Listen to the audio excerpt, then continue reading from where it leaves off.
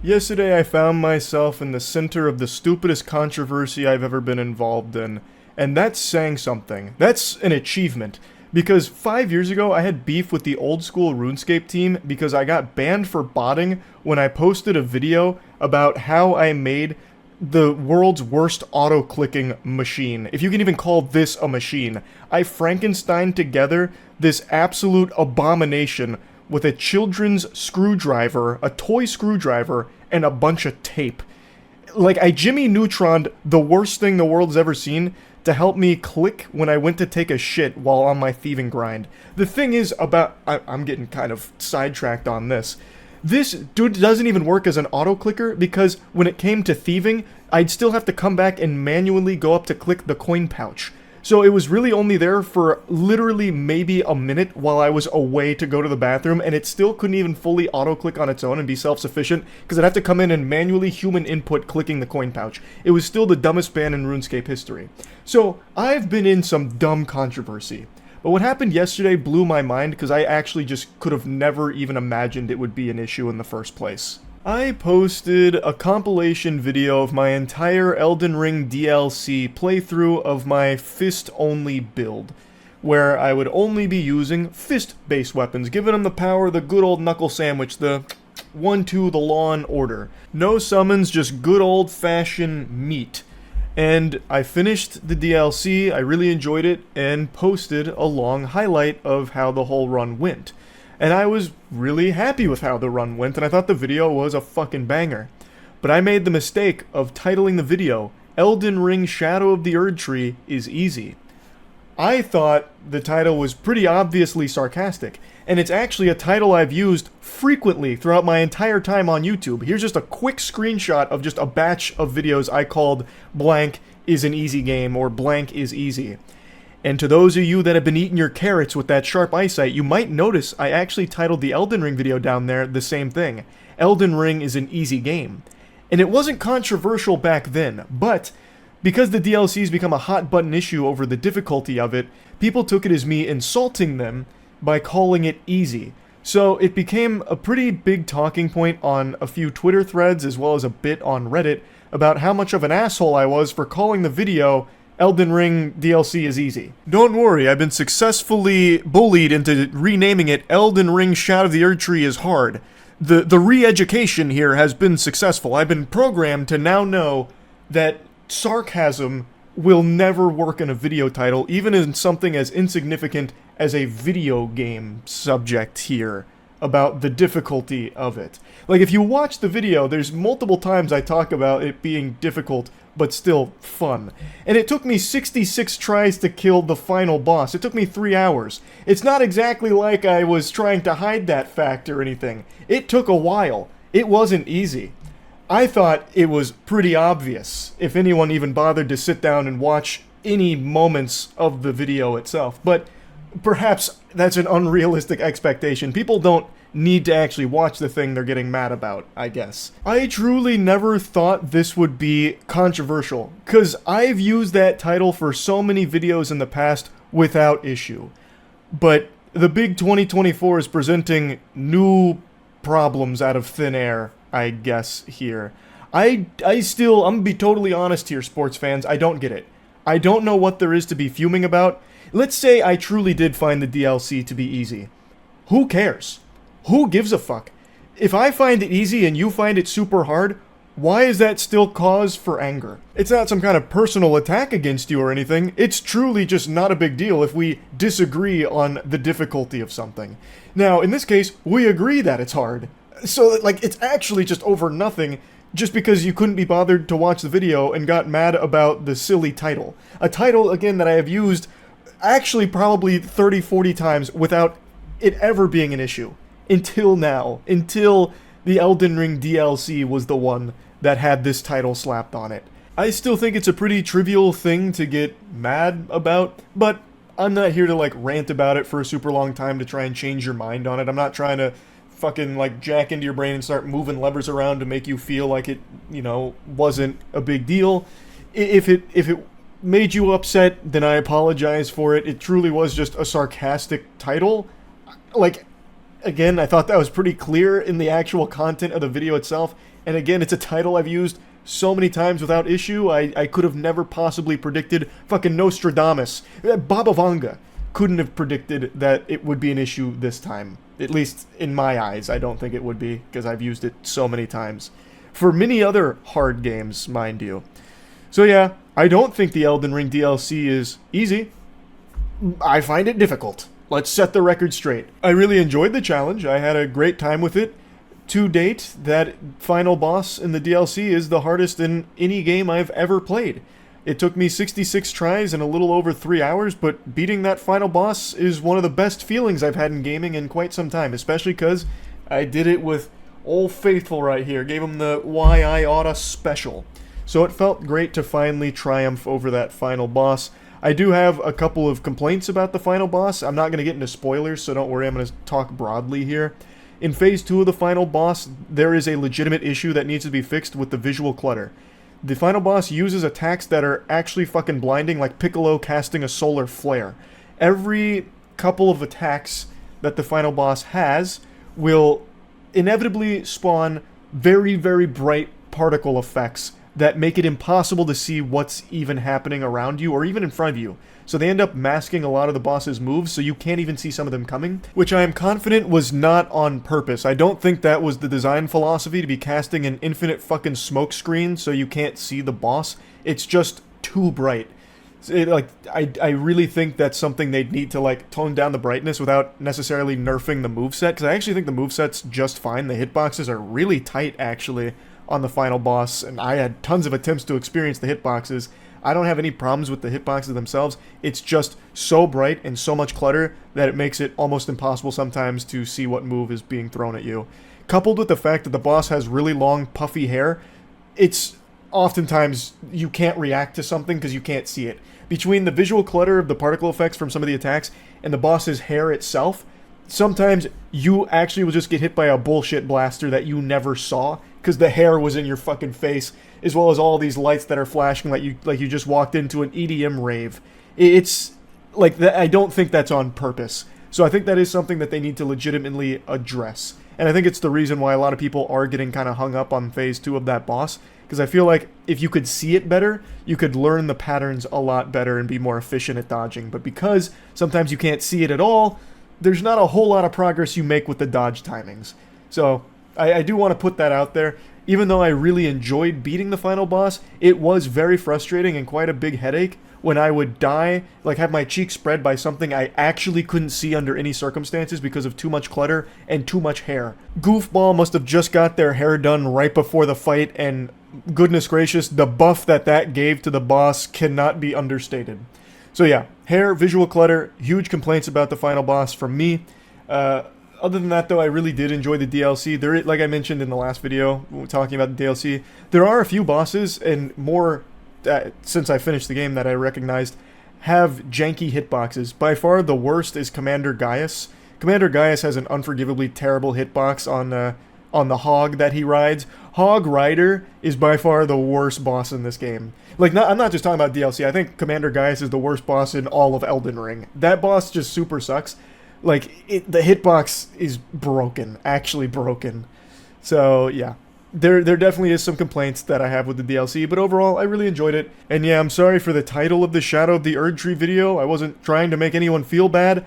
To me, I thought it was just harmless silliness, and I'd used it so many times in the past, it didn't register that it could be an issue. So I guess going forward, I just won't call things easy in the title anymore. But anyway, just want to talk about it a little bit. That's it. See ya.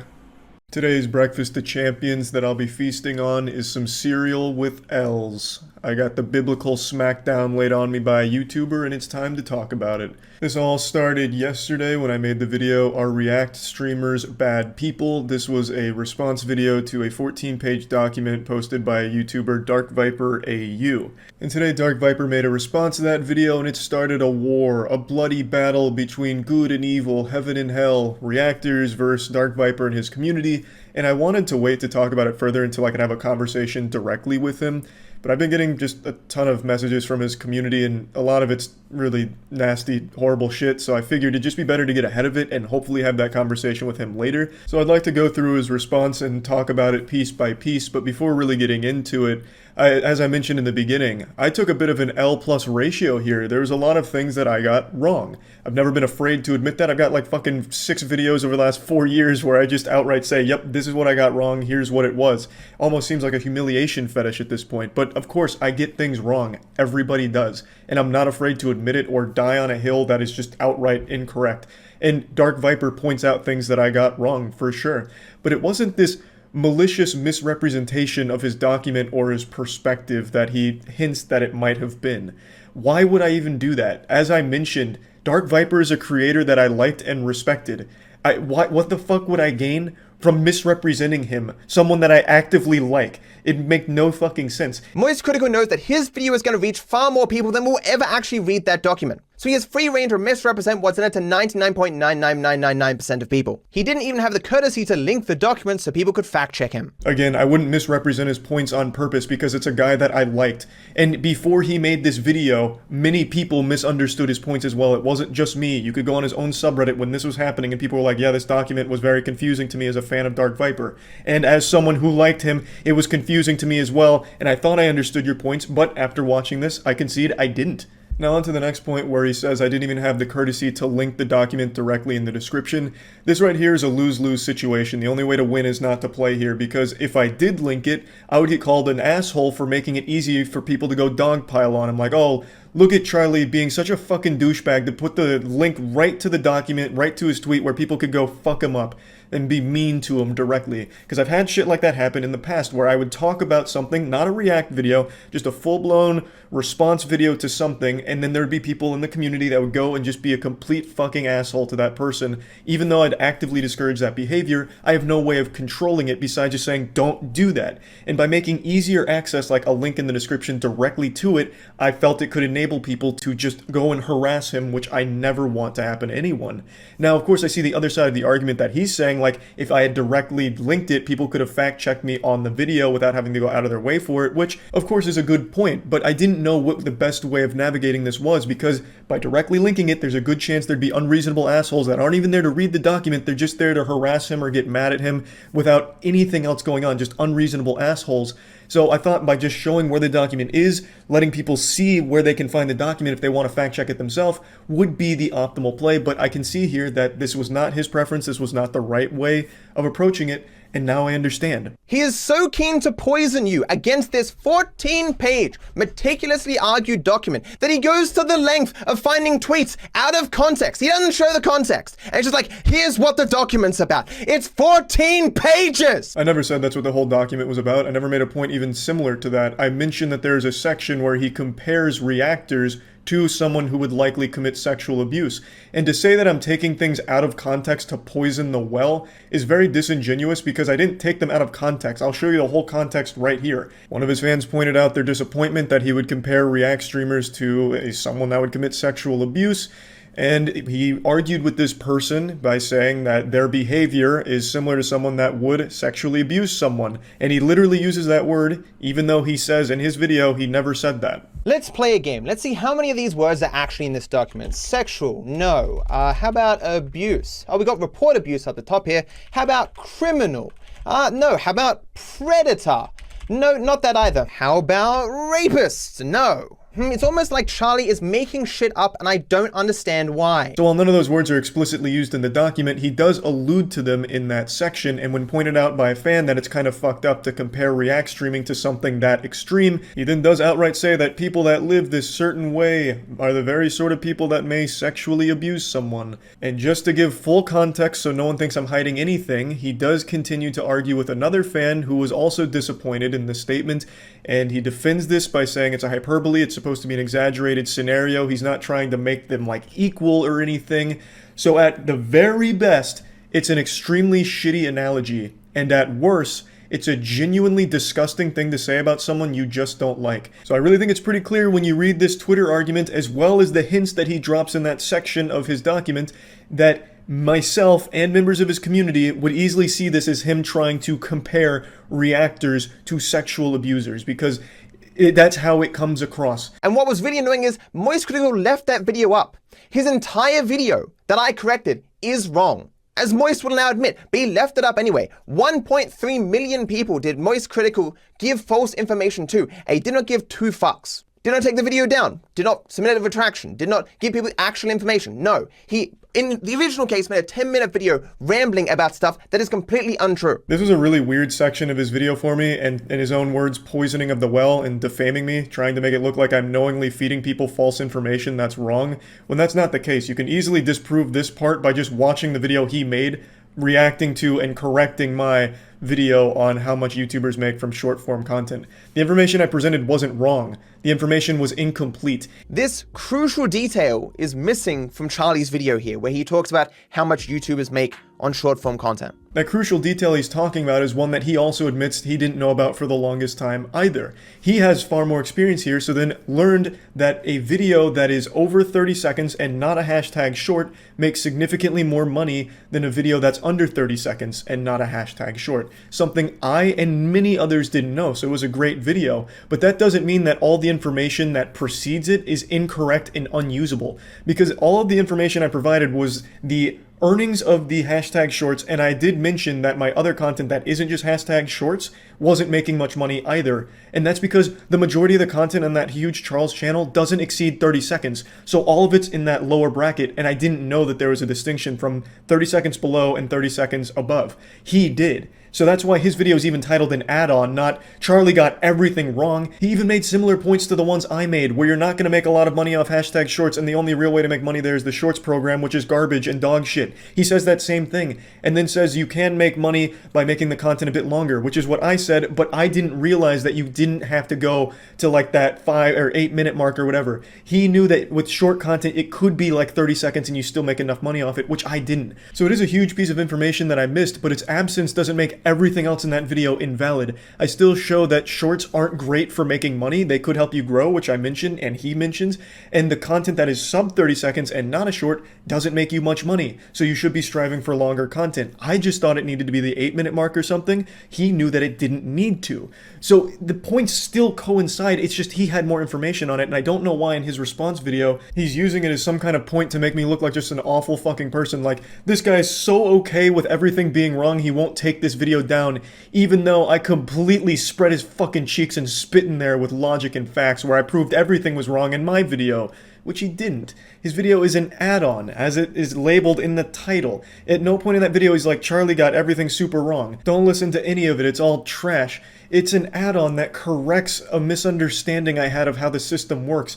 And I've thoroughly complimented that video on stream because it was super insightful. The reason I haven't taken that video down is because it is still useful information for people. So not only do I really heavily attack that idea that anyone can transform a 6-month work by pausing it every once in a while and going, ha, I think that's funny. Here's an idea for you, a revolutionary concept. How about you watch the video first? And then once you've watched the video, you say, hey, I actually have nothing of interest to add here. I'm not going to make a video out of it. Or you might say, hey, I have something interesting to add. I'm going to take that individual part in the middle where I have something to add and make my own video about it. That is a pretty revolutionary idea. You mean like the majority of the content I've ever fucking made? You know that I don't just do react shit. You know that. But you still portray me as that to your audience, as someone that has only ever reacted to full videos on stream, and portray me as someone that only sits there and says, ha ha, when you know that's just not the case. Now, we can argue on what's transformative and what's not, and that's also going to be an argument that needs to be had with the creator of the video that gets reacted to, because it's their content, you can't tell them what they should feel about it. However, I do fully concede that, sure, you can absolutely say there's no way of transforming a work that makes it wholly original if you're watching it in its entirety. I totally do understand that perspective, and now that Dark Viper has explained that perspective in this video, I understand it deeper now than I did from just reading the script. Which is why with this newfound understanding of this perspective, I will no longer be watching full YouTube videos on stream. I'd rather take suggestions for YouTube videos to watch, but not watch the whole thing on stream. I'd rather watch it, see if it's something I have anything to add to, and then turn it into perhaps a full video response, which is my normal content. Contrary to what Dark Viper kind of hints at, I'm not just a React streamer. It's a very small part of what I do. I do a lot of different things, and reacting to content on stream is a very small part of it. So from now on, YouTube nights on my Twitch streams, twitch.tv/moistcritikal, feel free to stop in to put a few extra inches on your penis. From now on, those are going to look like people giving suggestions as they always have, and we'll maybe check them out for a little bit to see if it's anything that I can add value to, and if not, we're done. If there is, then we're still done, because it's going to be a video that I will then watch the rest of on my own if it is something that I can truly add something to and add more to for the content in order to branch off and talk more about it without showcasing the entire thing. It's worth noting that all of the React videos on my channel, even the React ones that he fucking hates, they don't show just the full video. They are still just the parts where I am reacting to it, making jokes about it or talking about it deeper, but I still do understand that that's still a large chunk of the video itself, so it is still pretty close to like almost the full runtime in some cases. So again, going forward, I won't just be rolling the dice hoping I can add to whatever video gets recommended on YouTube night. I will be maybe checking them for a little bit, and then if it's something that I can add to, I'll look at the rest on my own and maybe make content out of as a response to it, as opposed to real-time reaction, which has always been the majority of my content anyway. I think what really helped me understand this perspective wasn't Dark Viper's video, it was actually JXC's. They made a great video recently just going over the entire React ecosystem, just going over everything from the perspective of someone that had their video reacted to by multiple people, myself included. It's actually the video of the Bizarre House walkthrough, the one that I mentioned. Was a very shameful moment for me, where it's a video I really liked but didn't react hard to. I'd already seen it and I just basically shared it with my community without adding anything to it, and they were upset with that, which I totally do get. And they made a video going over that whole situation and really helped put it in perspective for me to understand things better. Dark Viper more focuses on dunking, which in some cases he has every right to because I got things wrong, but JXC really painted the whole picture that put it all like in a really good perspective for me to get. Now there's one thing I'd like to quickly tackle, and it's an important thing that I talked about in my video of Dark Viper's media share history. On streams, he used to sometimes have his community donate money to play clips from other creators' videos without their consent that Dark Viper would react to on stream while playing Grand Theft Auto on the side. He would then take those reaction streams and post them on YouTube, which made money off of it. And to me, that was similar to everything he was criticizing the other React streamers for. However, in the very opening parts of his document, he does lay out the groundwork for his definition of React streaming, what it means to be a reactor, how it all works, and by all of those definitions, the groundwork, that doesn't apply because it's not the full videos that's being shared, it is clips from the videos, still without consent and all of that, but it is still not exactly in the same ballpark, and I realize now that it was a mistake for me to put my own bias here where I believed that it still fit under the React streaming, but since I'm talking about his 14-page document, I needed to play by his definition of React streamers, which I do understand now was a mistake on my part because that does not fit into the same category that he was criticizing, which was defined and laid out in the opening parts of the document. He says that I didn't include this because I wanted to undercut his points, but it's just simply not the case. Reactors can therefore only ever be the middlemen in these platforms, taking impressions from all other original content creators and giving a small amount back to other people. Reactors do not somehow manifest additional impressions. There is no free lunch in this industry. The impressions they give out are a portion of what they steal from other people. So this is where the cracks in what I understood start to show, because when reading the script, the ideas that he's explaining here don't convey super well to me and many others that read it. It's not just me, even though he's confused on how I ended up at this interpretation, even though this is how most people from what I saw in the comments and in his own subreddit interpreted what he was saying. It was very hard to discern the real meaning before he came in here and provided the context, but this is where things really fell apart in what I understood. What he's actually saying is the reactors occupy a lot of the impressions that are not infinite on the platform, and when those reactors are gone, those impressions will eventually make their way back onto the platform in other places now that the React content is gone. Not necessarily to small channels. I went into this document under the impression that the entire pillar of the argument was that without the React content, these smaller channels would be flourishing. All of those impressions that they're occupying in their absence would go to smaller channels specifically,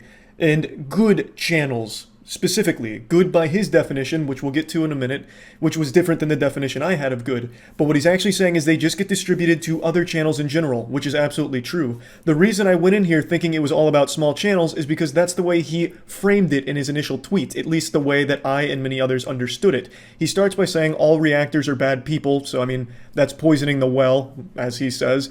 and they've stolen millions of dollars from actual creators and stopped smaller creators from having a career. So to me, going into this document, that says that, okay, so reactors have stopped small creators from having a career, and every point he makes is going to be about how without the reactors, those small creators will be doing better, specifically small creators. So this changed the way that I digested the information he was presenting. I guess subconsciously the way I kept putting it back was that the point he is making ultimately isn't the fact that obviously without this content more views are going elsewhere. It's without this content these views are going to small creators, like specifically to them. Because I went in here under the impression that this was about the small creators getting fucked by reactors, but I now understand thanks to this video that is not the overall point that he's making. He even says in this video that if every creator, not just React creator, but like if every big YouTuber was gone, all of the other creators would be doing better, like the smaller channels. And he's right, because they occupy a lot of the market. You know, creators occupy big chunks of the market. So if those chunks are gone, those impressions could find their way to the smaller creators or just other places in general, which is true. But when I first read this document, I approached it with this mindset that he is trying to say that good content is guaranteed to get those impressions if that React content isn't there anymore to occupy the space, which I totally disagree with, and he also would, I imagine, disagree with. No one is guaranteed those impressions. He says no one's guaranteed those impressions, and then goes on to define his definition of good content, which was different than my definition of good content. Admittedly, you'd have to have seen my other content to understand this, but when I say something is good, I mean in an algorithmic sense. It appeals to the market, which I would have used clips to substantiate if you had let me make the video.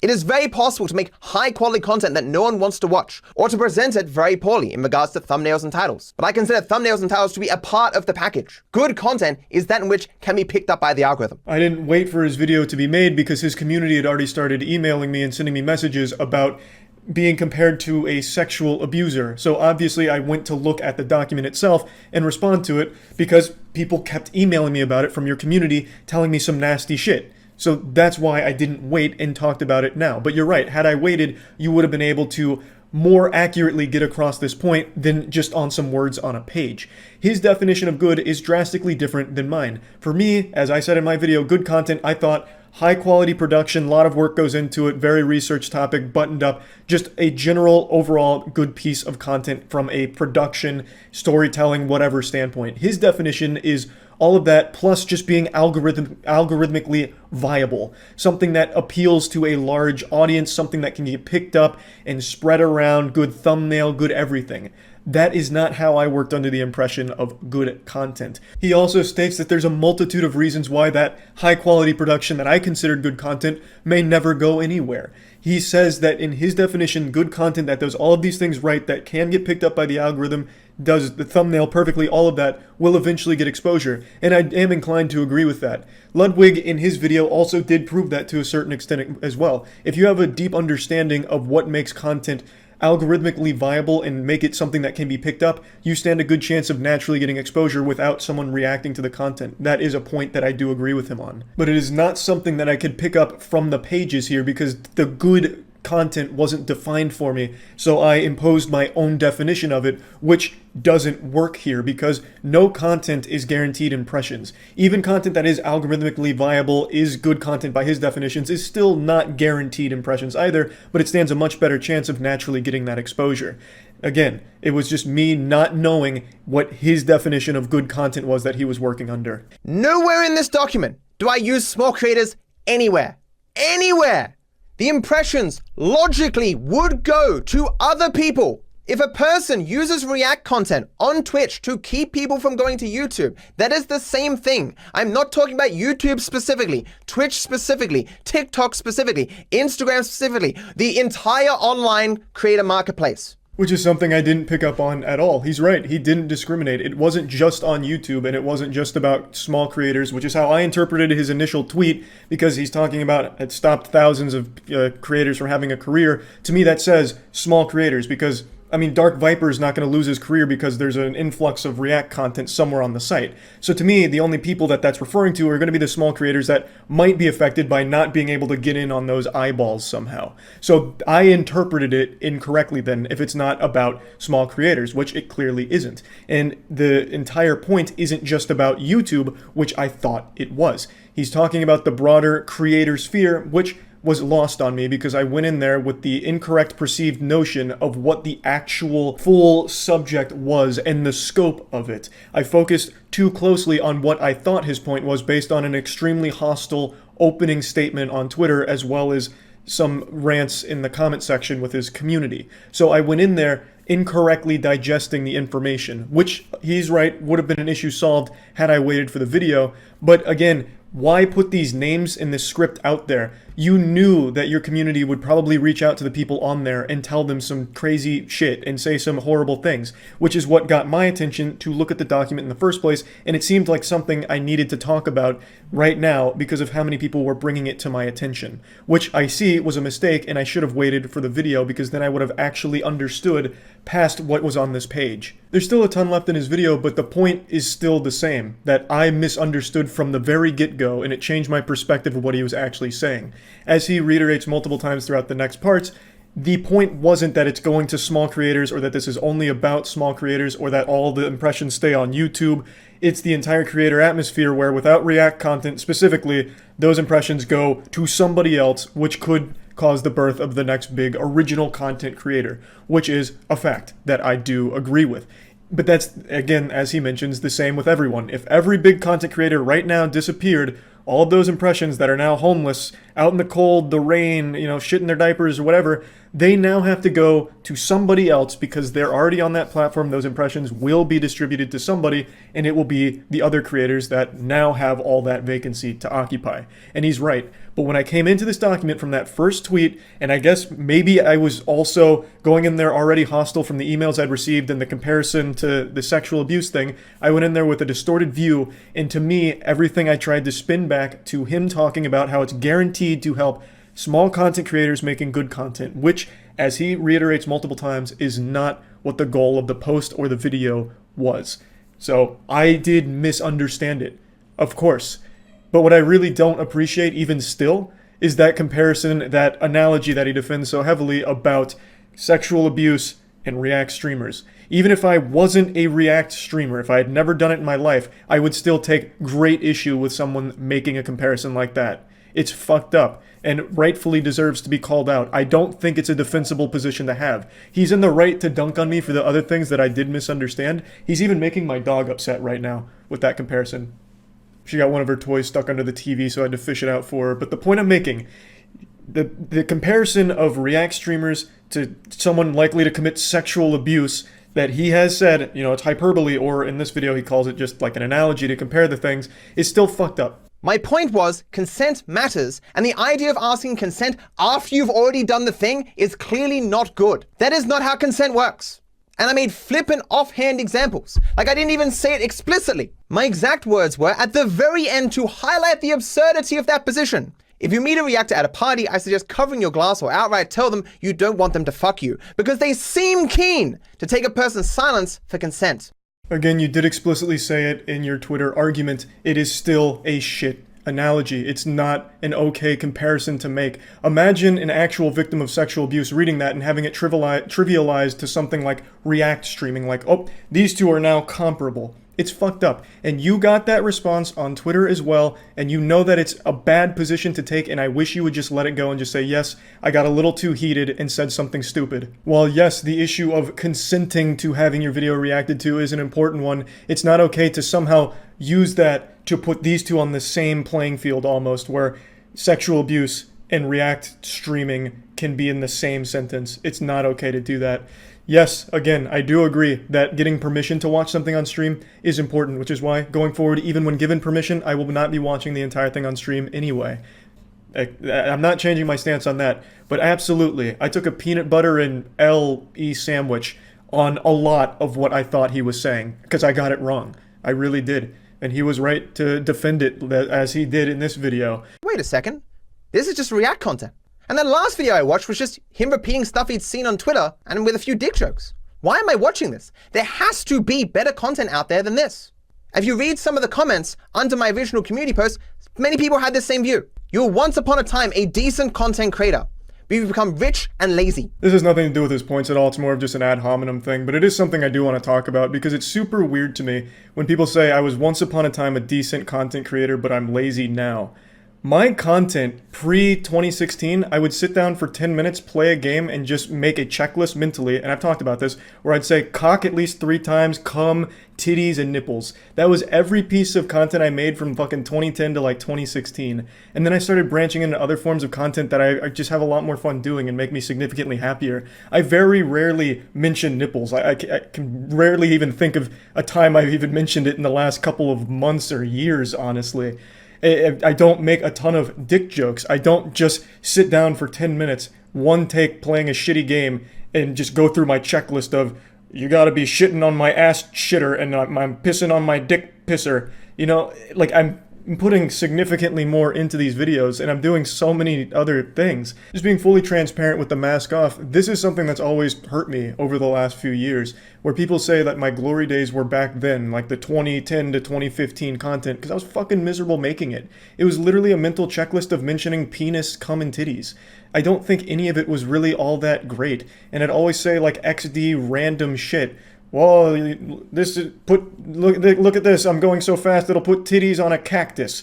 Oh man, you gotta be rubbing my ass cheek with 5 bricks, but not 6 because 6 bricks is the shits. Like, none of that I really think is like good stuff, but people always reference it like that's when Charlie was at his best. He was just so fucking happy doing it. It was great.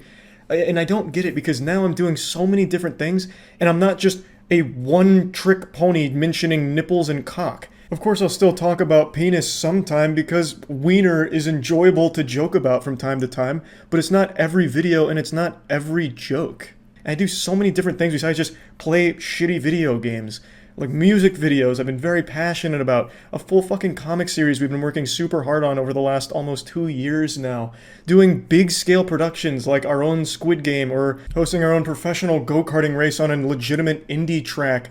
Or making a potato cannon from scratch and firing a potato through a tennis racket to create french fries on the other end like Ed, Edd n Eddy. Training with an ungodly specimen of masculinity and martial arts, Dale from Detroit Urban Survival Training, when he came out and got goofy with us. Started an entire esports organization that's winning championships now. Started an entire organization, Human Media Group, that is aimed at helping creators not get fucked by MCNs and shady sponsors and shit, bringing them deals and helping them with their channels. Like when Nux wasn't getting paid by YouTube, getting that situation solved, being in a position to help creators that I really have always wanted to be in, making all kinds of different content that I'm so proud of, and still people just keep referencing like 2010 to 2015 Charlie of that's when he was at his best, just playing shitty games, doing the absolute bare minimum. That was the laziest time of my life. It took me 10 minutes to make those videos. Now I'll spend fucking 10 weeks on something. I spend so much time creating content that it really makes me happy.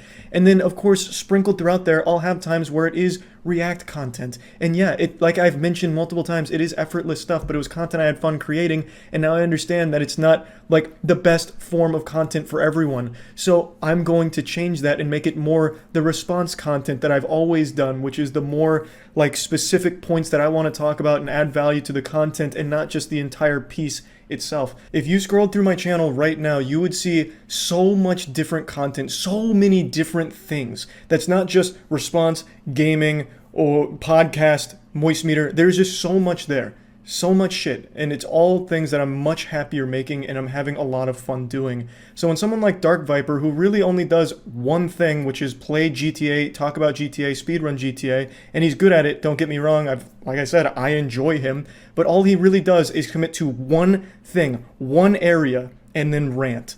That's it. You're not some beacon of incredible creativity, man. You live in one single bubble, the rock star bosom that you continue to suckle on, and then still have the audacity to say shit like, I'm only a React streamer. All moistcritikal is a React streamer now. He doesn't do anything else.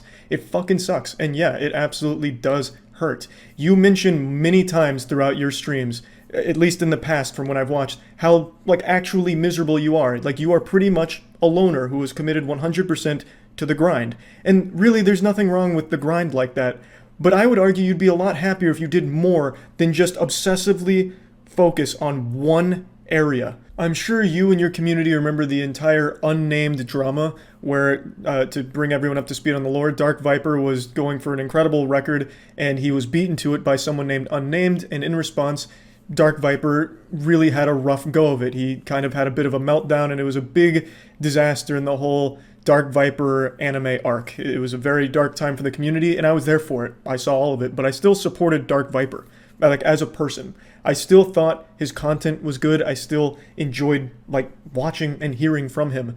But for you to go out and call these people just this, that's all they are, and you can spit on them because you're so much better because all you are is the GTA ranting guy, and that's a lot better. It's just so fucking silly. I really think it is. So yeah, I went on a bit of a rant about this because this is something that I've been wanting to talk about a little bit more. Because this perspective is something that always fucking hurts. It really does. People prefer just one thing and one thing only. Dance Monkey, Charile, play bad games, nothing else. That's when he was at his best. And it fucking hurts because I didn't like doing that exclusively. What I'm doing now is so many different things. And for Dark Viper to keep portraying me as just one person, one guy doing this one thing, fucking sucks. So yeah, again, he had every right to dunk on me for the things I got wrong. Overall, I think this has been a pretty eye-opening experience, and I feel like I've learned a lot. Not all from Dark Viper. I think JXE did a really great job with it, to be honest. But yeah, it's something that I definitely wanted to talk about, and that's it. So yeah. Hello. I don't really feel like $1,000,000 today, that's for sure. I'm not exactly, feeling all chipper or anything, but I thought that this was important enough to come on in here and talk about. Now, I know most of you know this by now, but I've kind of retired the jersey number when it comes to drama reporting. I don't really talk about drama in general, unless it's like really weird or wacky stuff like, the Secret Service shitter, where that Secret Service agent broke into someone's house to drop a floater.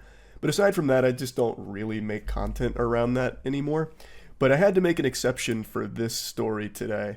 Yesterday, I mentioned that I was going down the 40k Warhammer lore rabbit hole, and then I got randomly fed like lemonade stand crimes that bled into the algorithm for some reason, and then I ended up going down that rabbit hole. Well, I also got fed a deep humor drama rabbit hole. Now, I filmed some of this yesterday when I wasn't feeling as dog shitty, and so you're going to see some flip-flop in here where I don't seem that, miserable, and then I'm going to cut in with a jump scare where I do feel miserable. So you're going to be seeing a lot of twists and turns, not only in the story we're covering, but in like the condition of Charles presenting it. So there is a YouTuber that is also named Deep Humor that is pretty much trying to take my name on Twitter, and they have messaged me and demanded the name Deep Humor. This channel makes videos in Turkish where it seems to be some types of street interviews and scenarios. I think they're supposed to be comedy videos. This was a video that I made 6 years ago in August of 2018. Here's what I had to say in the video. So I was on Social Blade, marveling at the 5 subs that I get every single month. Then I noticed something. Basically, this YouTuber named Deep Humor for 6 years has been dealing with a channel that goes by Deep Humor as well, drowning him out in the YouTube algorithm to the point where you can't find his channel unless you go to like a direct link or scroll to like the very bottom, like godforsaken territory on page 2 of YouTube search. So, this is a video he made back in 2018 when he first became aware that there was another Deep Humor YouTube channel that had the same name and even the same logo, a logo that he himself whipped up. So, this has been an ongoing issue that he's dealt with since the very beginning of his channel. They have the same name and the same logo that I made myself, with little effort, but still. He goes on to say in that video that he's not particularly bothered, more just surprised that someone would take his name and logo when he only had 78 subscribers at the time.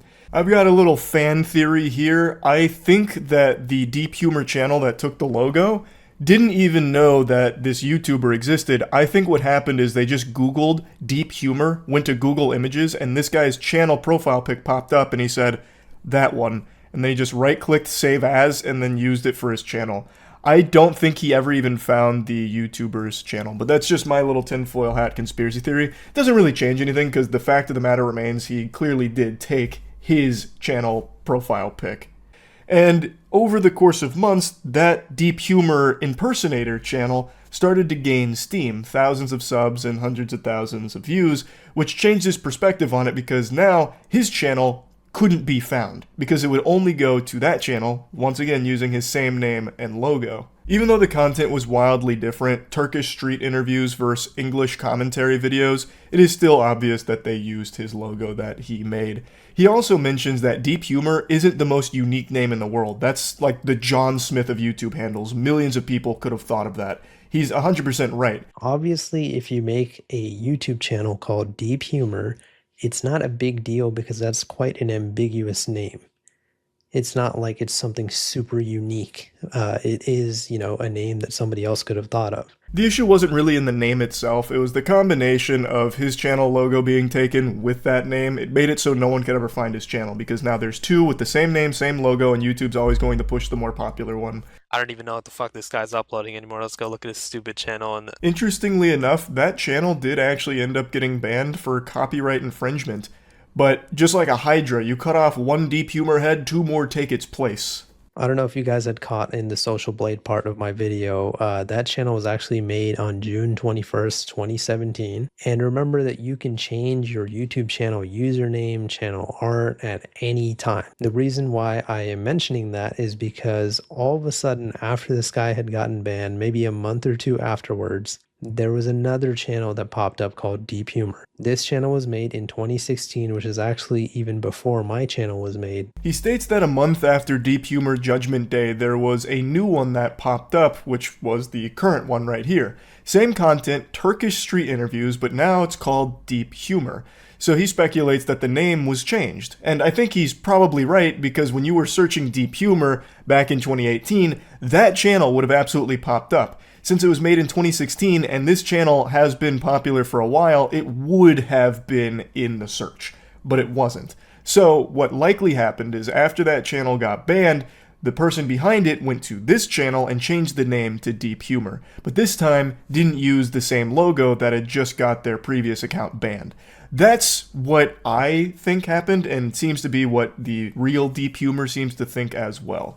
And so in another video where I had talked about this, people were getting on me saying, oh, but this person made their channel before you, so how did they copy you?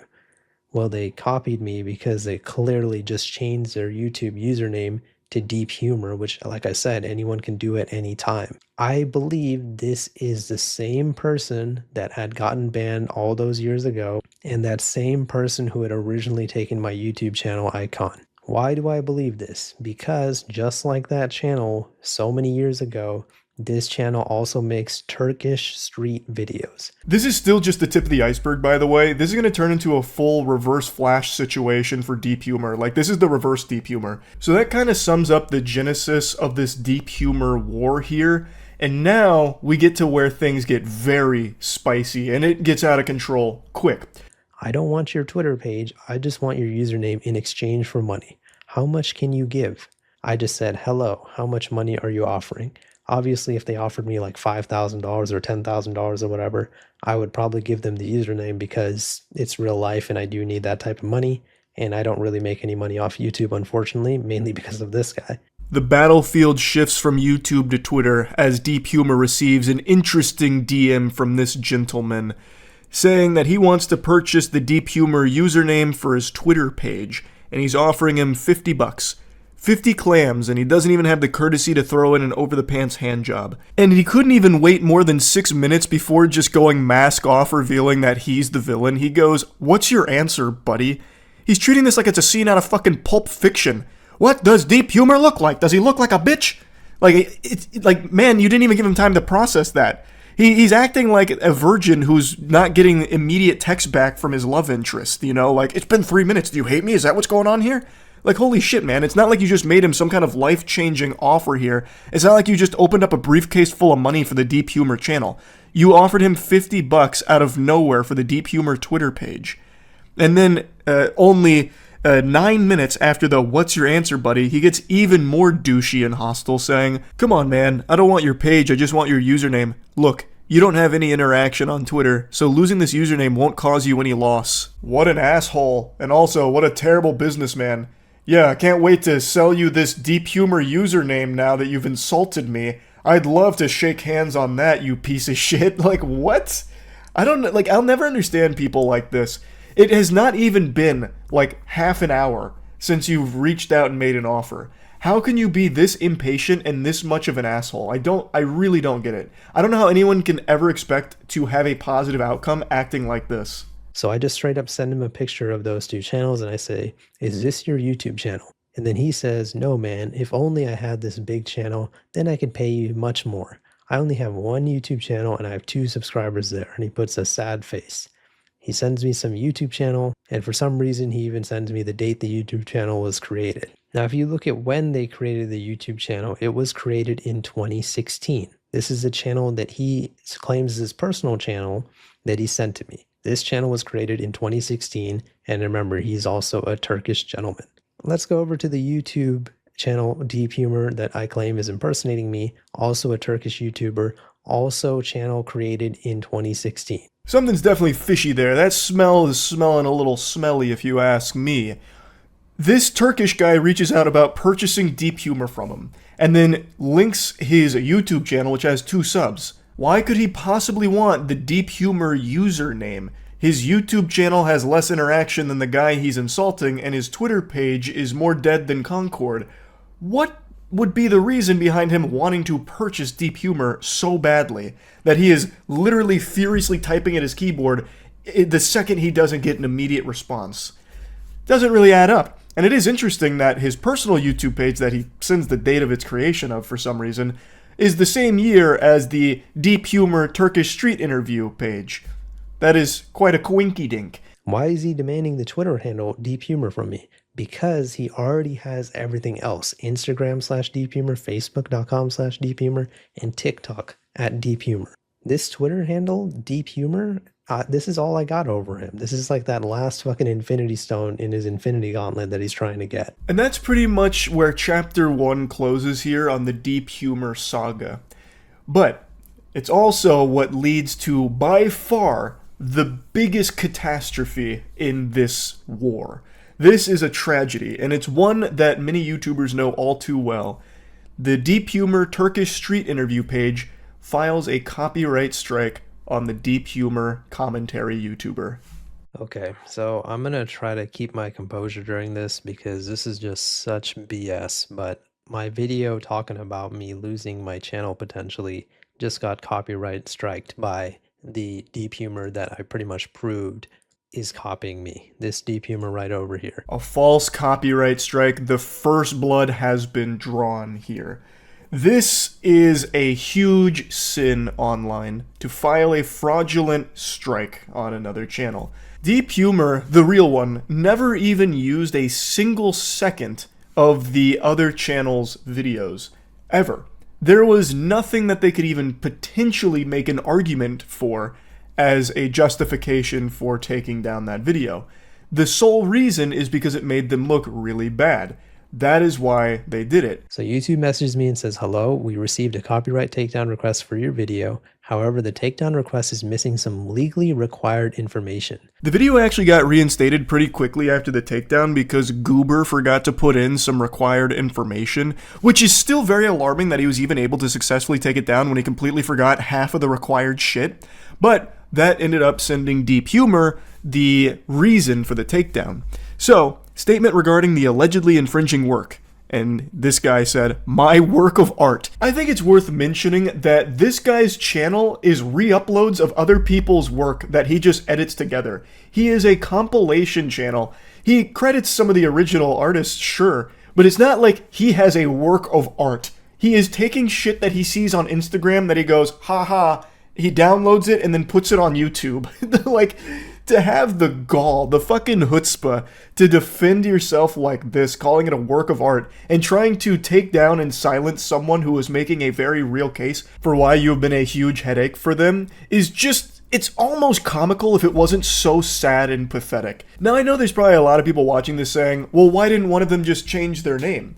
And I get that perspective. I'm glad the commentary channel didn't fold here and stuck to their guns, like defending the Deep Humor title, being loyal to it. I don't understand why the Turkish Street Interview channel didn't change their name at some point. The previous one got fucking banned. And it's not like the name Deep Humor even really fits the content that he's posting. He is a compilation of Turkish street interviews. Why wouldn't you have that name also match that content? It doesn't make sense to me. Instead of being Deep Humor 1 and Deep Humor 2, he could have just had a different name. And he also admits to changing his Instagram name, I think it was 7 times. So it's not like he's had Deep Humor since the beginning of the fucking Big Bang or anything. He is open to changing his shit around. Why wouldn't he do that for this? It makes no sense to me. Anyway, though, looking at this further, type of work, copyrighted logo. Where does the content appear? The content is located between 0 seconds and 34 minutes in the target video. Hey, Buster, the video's 15 minutes long. How the fuck could your logo appear in 34 minutes of that? Are you stuck in like the hyperbolic time chamber or something? What are you even watching? Jesus Christ. And now we get to the current day here, the most recent update where Deep Humor 1 left a response in the comment section. So he says that he watched the video after the comments, he's never seen the channel before in his life, he's been using the name on Instagram since the end of 2015, saying that old followers will remember that. He was only making edits on Instagram, had nothing to do with YouTube. There were a ton of channels using that name, uploading his edits. And at that time, due to his financial situation, he sold the Instagram account, paying royalties to all channels that used his videos. And most likely, the channel that was shown throughout all this, the one that used the Deep Humor's logo, he's saying most likely that was one of his channels that he had taken down. Someone else replied and said, you do have a Twitter account, because who else would ask for that handle? That account had a Turkish flag, so you know because he's you. Also about the Instagram stuff, you say you have the username since 2015, but it shows that you have this account since December 2019, and you have changed your username 7 times. Suspicious. He replies and said, I don't need to buy a username because everyone in Turkey already knows me. Definitely gonna win the Humble Person of the Year award right there. Your friend's concept is different from mine, and even our languages aren't the same. He claims that it wasn't him on Twitter that reached out about buying the Deep Humor name. He thinks it was someone that was reaching out to purchase it from the OG Deep Humor in order to sell it to Deep Humor 1. Fair enough, like, there's no way to prove it's the same person, but that is an interesting plan. To purchase the Deep Humor name for $50 to try and sell it to the Deep Humor Turkish street interview channel. I don't know how popular Deep Humor as a name is in Turkey that there'd be multiple people wanting it so badly. Okay, here we go. Someone says, if it's just a misunderstanding and you're correct in everything, then why did you try to copy strike his video down? You could have just talked about it. Because in the video, your friend is making false accusations and slandering me. Let me stop you right there. That's not why you copyright striked me, though. You did not copyright strike me for slander or harassment or whatever you're claiming. You copyright strike me because apparently I used your copyrighted logo. So you're giving one reason, and then you're copyright striking me for another reason. For me to do this on this channel because my Turkish audience won't understand anything and it'll only make things more complicated, the copyright strike was just a warning. This sentence is more incriminating than anything that you have ever said. You just said that you gave me a false copyright strike to warn me. Not exactly the biggest pro-gamer move I've ever seen here, but maybe I just can't wrap my tiny brain around his galaxy brain plan. He openly admits that the strike was a warning.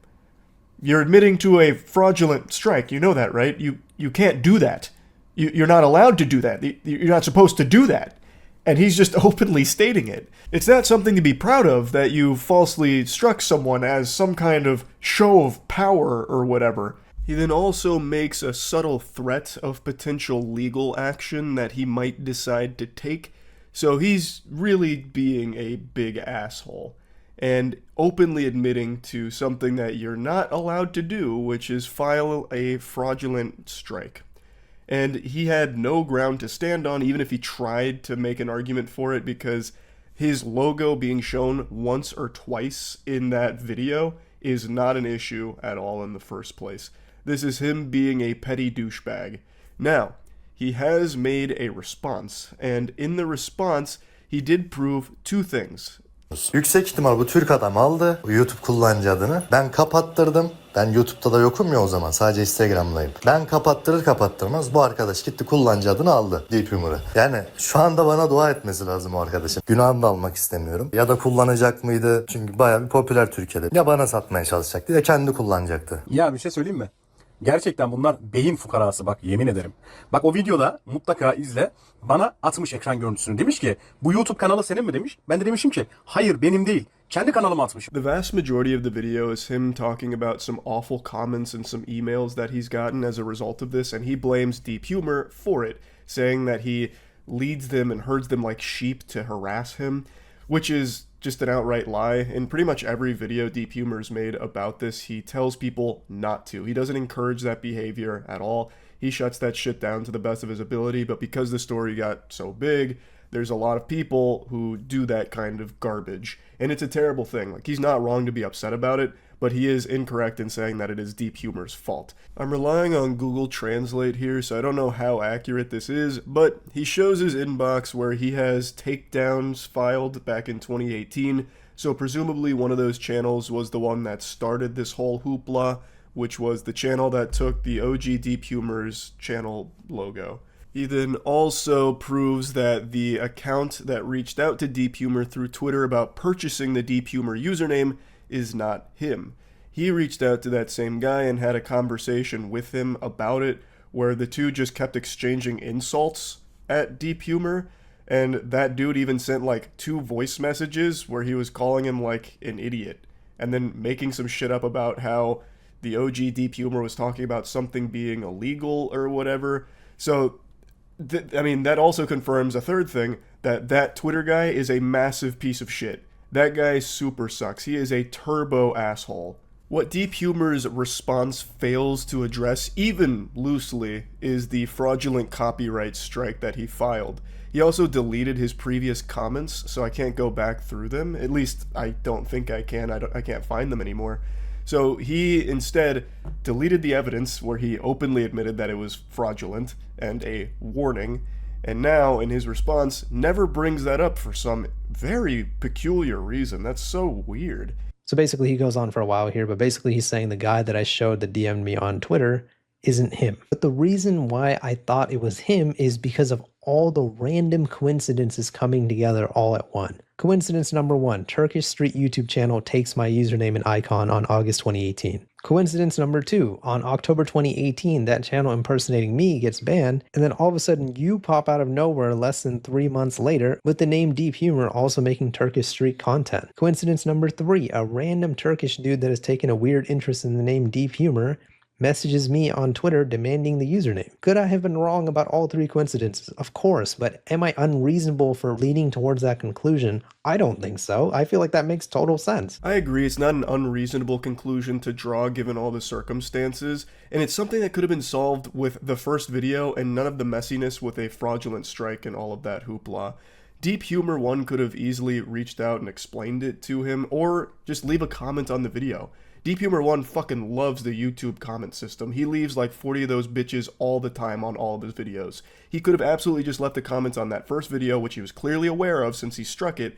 He could have just left a comment explaining like, hey, you've got this wrong. That's not me on Twitter. That was not me back in 2018 that had your channel icon or anything like that.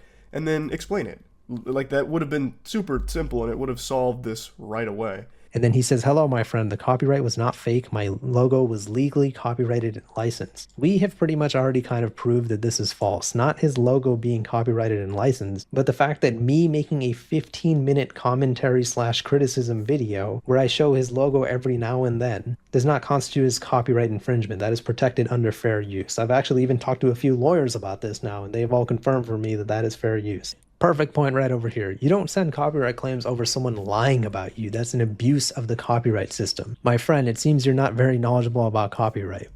If I wanted to, I could have sent a notice to his channel for damaging the brand name or even filed a defamation for him, but I didn't. Basically, he just keeps saying he could have done a lot worse but chose not to. Instead, he played it soft with just a copyright strike. One that he could not possibly enforce at all. Showing his fucking channel logo for a couple of seconds in the video is not grounds for a copyright strike. If the whole thing was about him being wrong in his assumption that you were the one reaching about the username, that is something that you could have solved with a single fucking comment about it instead of a strike. You can't weaponize frivolous strikes like this. I don't know why he can't understand that. And I think he does, which is why he didn't mention it at all in his video to his audience. Instead, he goes to the comment section where a lot less people are going to see how big of an asshole he is. It is so interesting that he can't wrap his head around him being the cause for this being such a big deal. His decision to strike this channel has led to it being this massive drama as opposed to what it started as, which was just like this weird, wacky story. Anyway, though, that's where the deep humor saga concludes for now. That's really about it. See ya.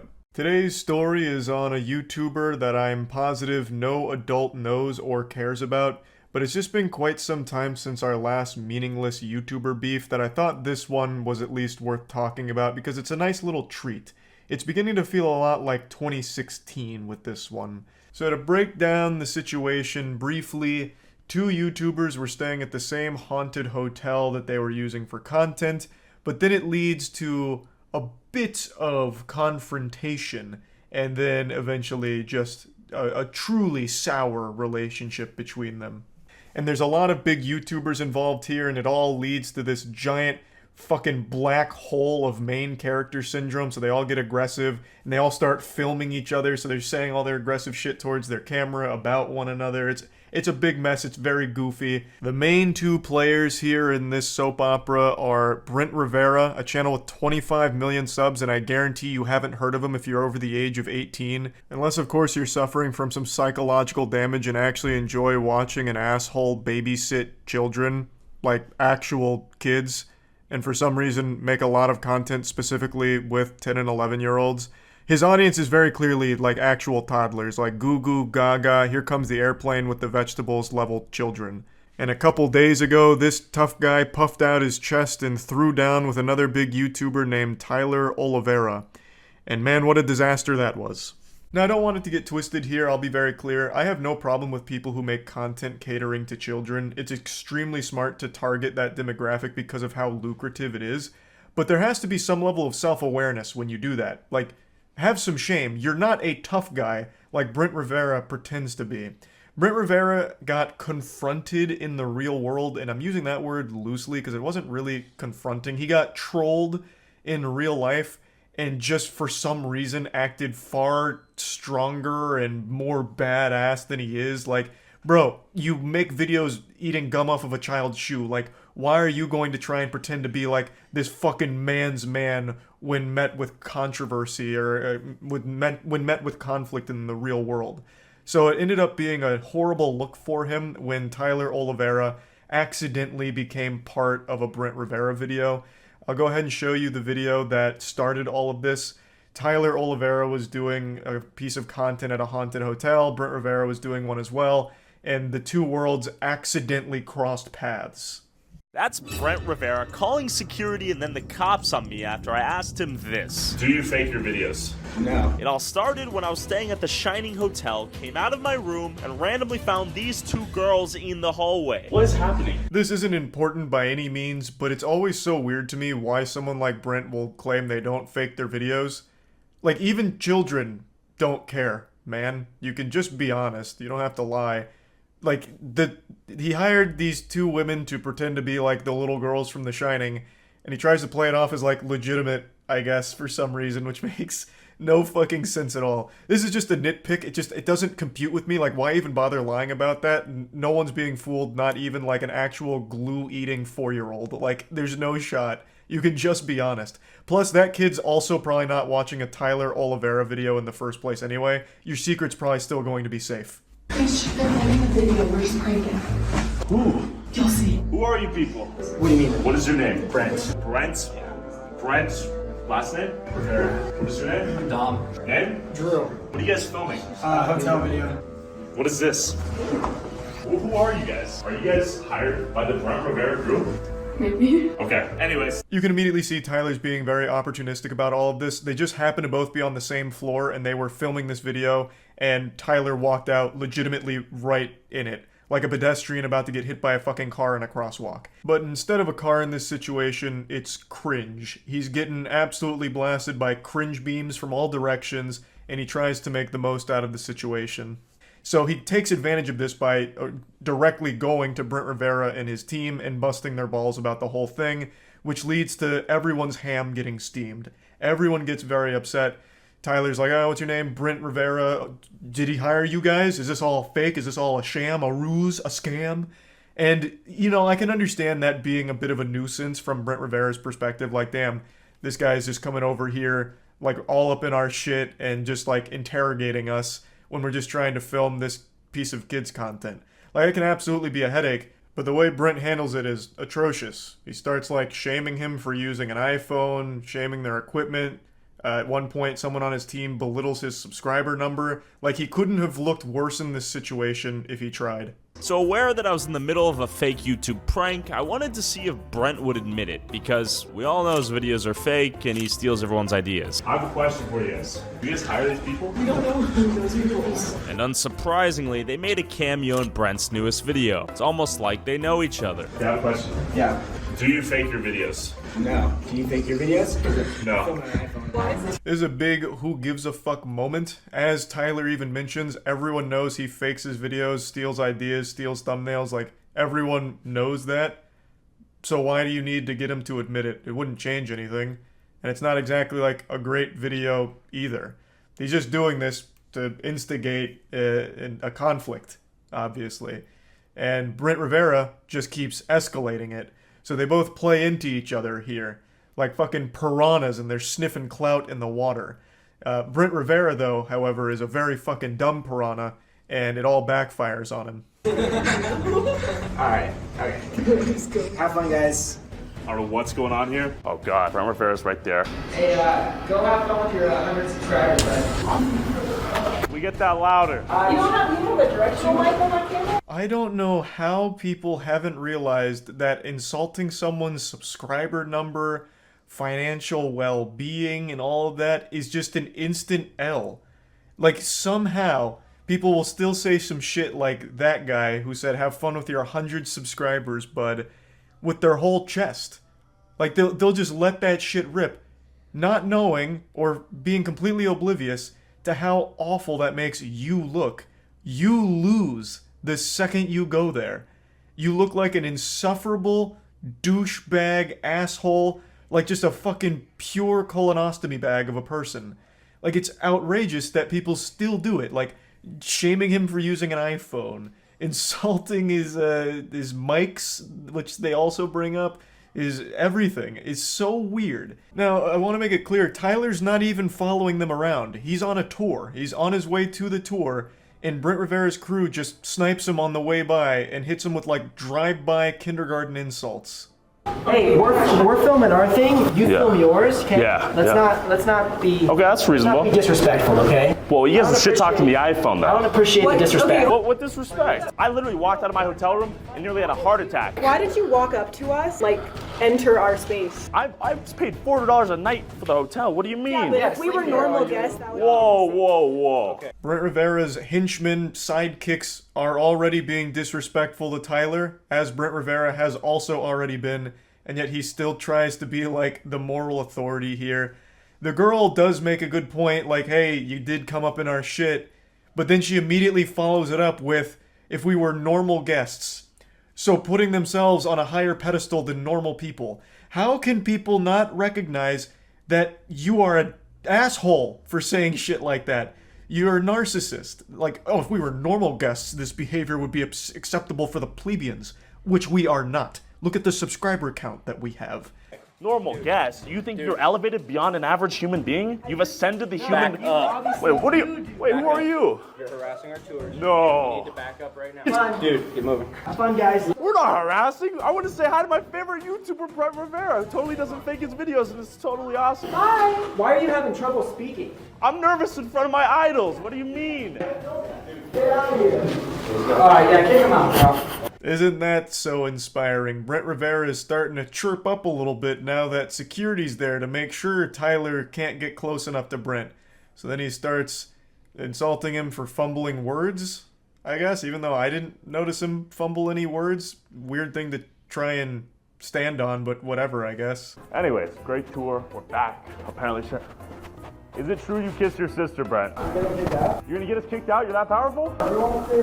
Yes, he'll let us stay. That was nice. So I start walking to my room, grateful for Brent's mercy. Brent, is that you? It was him. They were all staring at us and filming us on, guess what, an iPhone. Bro, are you recording us? Did you guys film your video? The pettiness just keeps going and going and going. It's all so fucking meaningless. The kiss your sister comment, obviously, of course, now just taking jabs at Brent because everything's bubbled over like a bad stew.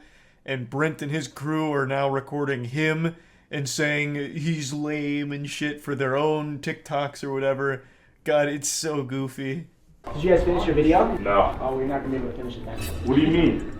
I'm sorry, they're gonna come and get you guys. They're gonna kick you out. What do you mean? We paid $375, man. I'm sorry. I'm not as rich as you, bro. This is the third time harassing us. Don't harass. Whoa, whoa, whoa, whoa. You recorded me. I'm recording you because you guys are coming up to us every single second. Whoa, we walked in. We're on the same floor. It's super possible a lot of shit's edited out of Tyler's video, but everything that's here is them just literally having crossed paths and then both parties insulting each other. Like, it doesn't seem like Tyler goes out of his way, especially here in the hallway. They opened the door twice as Tyler was going to the room. That's entirely Brent Rivera and his crew playing fucking peekaboo like it's a goddamn episode of Scooby-Doo with the door opening and closing and then filming him. Now, maybe Tyler did go out of his way a couple times elsewhere that's not in the video. I guess it's possible. But it's also not like he was doing a ton of harassing of them that I've seen here, aside from the initial confrontation, which Tyler obviously leaned into and walked up to them in order to fucking troll them right to their face. Like, that one, Tyler did start for sure, but Brent and his crew were the ones that continued it, at least from everything that's present here. Of course, it is possible that there's a lot we don't see, but there's not like a hero in this story either. Both parties don't look good, but Brent Rivera and his team look significantly worse. Cooperative and compliant with us, and I appreciate you being reasonable about it. For sure. My apologies. Sorry, guys. All right. It ends as you'd expect. Brent does get them kicked out. The cops do show up, and I'm sure Brent finished that video and it sucks. I guarantee that shit is trash. But that's the conclusion here. Just some petty YouTuber beef that I thought was just at least silly enough to talk about. That's about it. See ya. Let's ride. All right. You can hop on the couch if you want, Caleb. Can I hop on the lap? We're watching a guy go wild. I have a challenge for all of you. Go to every computer in your house. Your How did I get an ad? Your sister, your brother's computer, and install. I love you, Mr. Beast, but I'm skipping that ad. Everyone. I'm the act attorney here. What a pleasure it is to meet all of you today. I am so thrilled and excited. Never gonna be doing something like that again. You guys literally sound like abuse victims, right? So I would say this game is for somebody. They have no family, no friends, no life. I'm not sorry. I don't like Elden Ring players. They're nasty people. The players are losers. And you want to literally just start rolling with all these claims and accusations. I'm sure he'll cover it, but I'll still give you like a brief overview. So this all started because this guy made a video saying like Elden Ring sucks or something, and he hates everyone that plays Elden Ring. So Actman made a video about like the worst take in Elden Ring. Yeah. And this guy got so offended he like copyright struck him or tried to like abuse copyright, and it didn't work, and he went on like some kind of like crazy religious meltdown and made like thousands of fucking posts. It was wild. Look at what you're doing. God, this editing is next level. Whoa. Don't cry for me. I'm already dead. Maybe that's why you don't have a ring on your finger. Maybe that's why your kids aren't around you. Because maybe there's something wrong with you. At the end of the day, go kill yourself. Because maybe there's something wrong with you. The game that's not for everyone isn't the game that should be made. Maybe there's something wrong with you. Maybe there's something wrong with you. Something wrong with you. Maybe there's something. Whoa, hold on. Too fast. Maybe there's We're something wrong blasting with right you. through the lore. Maybe there's. You literally, man, this guy really does say literally a lot, even when texting. You literally stole my video footage with an illegal video downloader. Bro, I guarantee you just used OBS to screen record it. Take this video down and remake it with all the stolen footage and without my likeness in your thumbnail. I own the sole copyright to the Quantum TV brand and all its imagery assets. Failure to remove the stolen content will result in a takedown. I've already formally filed against you, but don't want to copyright strike you. I just want my assets removed, so I'm giving you a heads up. I don't mind criticism, just don't go stealing videos from my channel. That isn't going to fly. It's a violation of YouTube terms of service to use third-party software to acquire someone's videos, and you're risking your channel with stunts like this. Only warning, man. Only a warning. Damn it. This guy's going in. This guy is like literally fucking butts right now with copyright. What a douche canoe. Wrong with you. Maybe there's something wrong with you.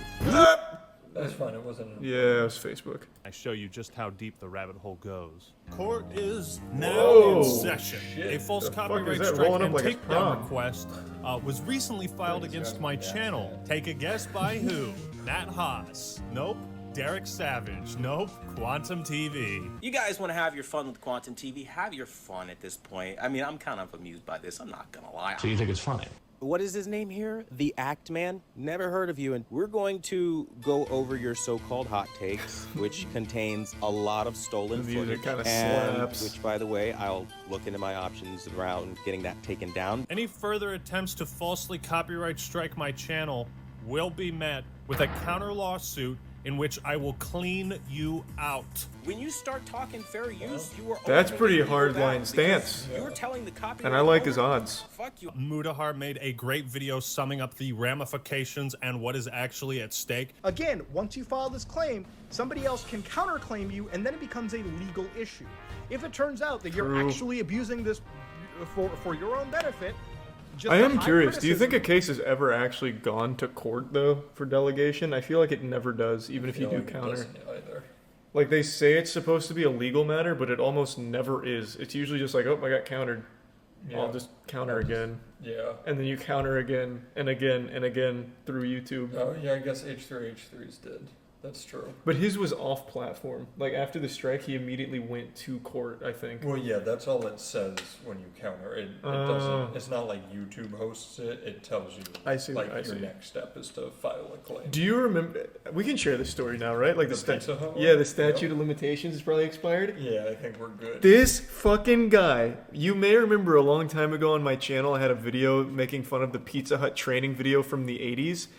One fucking dude, he was a cameraman who filmed that, took down the video and threatened legal action because he said he had the rights to everything Pizza Hut related to that fucking video because he held the camera. That was literally like my first week that I worked with you.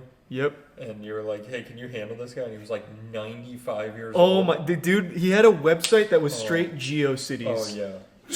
What was, it was straight up Zynga, like that old school, like neon lines running across it. It was so bad. God, that guy was an absolute nightmare.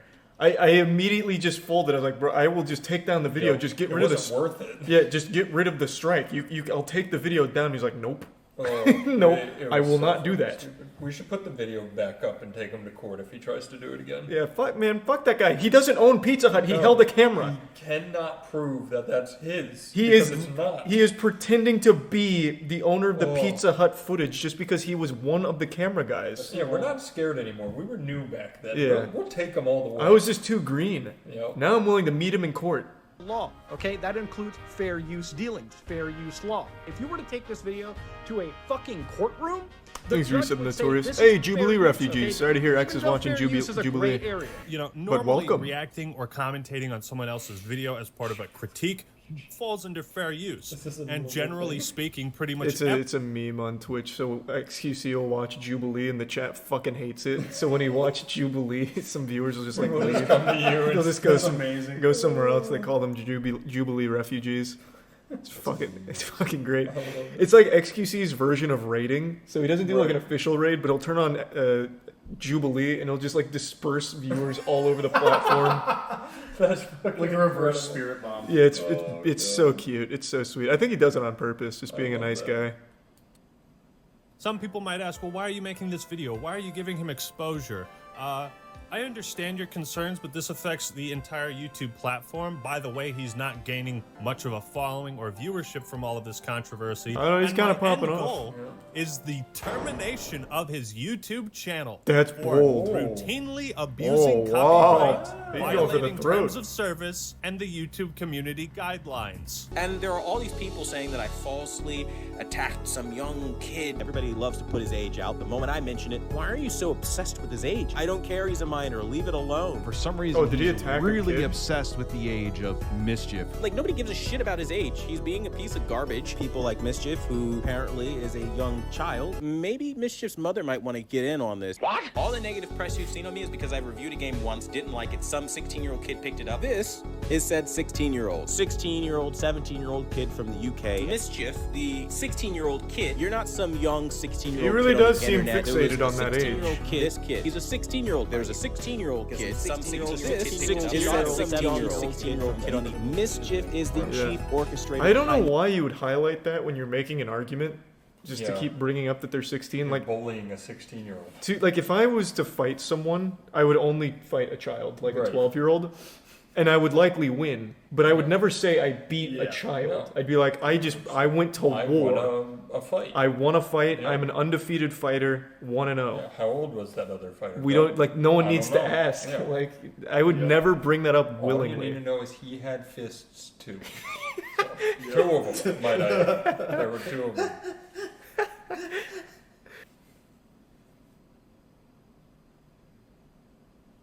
Oh man, he's going full anime villain here. I'll have a judge explaining the 4 characteristics of fair use, which determine fair use case law. Shake my head. Damn. Let's give a shout out to Mischief. You know, that is a great idea, Quantum. For once we agree on something, everybody go subscribe to Mischief. Let's get him to more subscribers than Quantum TV so we can see who the real Yeah, wait, how did that work? YouTuber So this has is. been Wouldn't that be a this is a day old. Let's see what Mischief is at. He's gonna be at like 1 million. Oh no, Mischief. Oh, Mischief. Oh, wait, you're right. Yeah. 88.9K. Wait. Ooh. Yeah, just Mischief. That's huge. Oh, that is so nice. Wait, now I want to see Quantum. I'd hate to bully such a small creator, you know? Yeah. God. Oh, Quantum's at 65. Oh no, Quantum. Oh, Does he have fans? Like, do people defend him? I wonder. I can't imagine. The power of an apology. Oh, no, is he rolling over? No. No, he's too strong for that. This is Quantum. This has to be No. Today we're gonna clickbait, right? Yeah, that's definitely clickbait. Quantum's never said I'm sorry in his life. Now Mischief's gonna be punching down every time he makes a joke about Quantum. You know, the craziest part is his normal content is reviewing technology. TVs. Yeah, it's technology based. And then for some reason he came out of nowhere saying like, if you play Elden Ring and like it, you're going to hell. He also treats the YouTube community tab like it's Twitter. Oh Lord. He posts so often on here. Let me see if I can find that quick religious post he made about how everyone that doesn't like him is actually a Satanist. He was talking. Oh, he made a post. This one was so fucking weird. He made a post saying that people that don't like him have homosexual rituals where they have sex with their dad and practice Satanism. It was so fucking unhinged. That's pretty cool. He posted it in the community tab too, which means his subscribers got a notification with him saying that. Oh God. I wonder where that went though, because I didn't see it. It was a few days ago. It's on Ackman's Twitter, is it? Let me see. This shit was crazy when I read it. What an obtuse ass insult. Homosexuals that have sex with their dad. Like, what if you have sex with your dad and you're not homosexual? Like, what? Oh, here, yeah. I guess it was a Discord post. Satanists in the sky. Every time I watch one of their videos, you can tell they're trying to brainwash the masses into their gay, liberal, satanic, atheist agenda. 1 minute someone could be watching Stop the FOMO, and the next minute they start having anal sex with their dads, doing coke, and trying to conjure demons with satanic rituals. Satanic influence isn't a joke. Bro, this guy's fucking wacky. This is what happens when you don't like Elden Ring. This is what you become. We found the one. Yeah. This shit was he had more posts like this in the community tab, but I guess they're gone. He was going hard though. Like That's just really on it. Like Chuck Tingle shit where he's talking about like having sex with dinosaurs or something for the sake of disrespecting God. What's funny to me You is don't know Chuck Tingle? No. Ace Attorney Bigfoot at Large? Oh. What? He's using God's name in vain to say that he hates other people. Like, it just doesn't. It's that's true. pretty nuts. Hey, don't poke holes in his worship. Everyone loves the Lord in different ways. Mm-hmm. Every one of these people are going to hell and suffer for eternity. They need an ass kicking from some Christians. Also, all the troll comments from satanic atheists are getting banned. All the satanic, gay, atheist people accusing me of being a coward for deleting my video. I only had to delete them because of YouTubers' gay agenda instead of people getting upset at me. Why don't they just let me be? Oh my god, this shit is so fucking crazy. So he's extremely unhinged. Yeah, this guy was reviewing TVs just 1 week ago. Can you believe that? So you're saying because I fucked my dad, his channel's going down? Because they're all heterophobic, anti-Christian pieces of shit. I don't want to participate in the anal sex the liberal people tell me to. I love to imagine, like, every day there's people knocking on his door trying to, like, bargain anal sex, just trying to convince him. It's like, God, stop. I'm not gonna do it! I think he's just projecting. Maybe he just wants to fuck his dad. Yeah, maybe he's, like, really wanting anal sex but can't find the right excuse.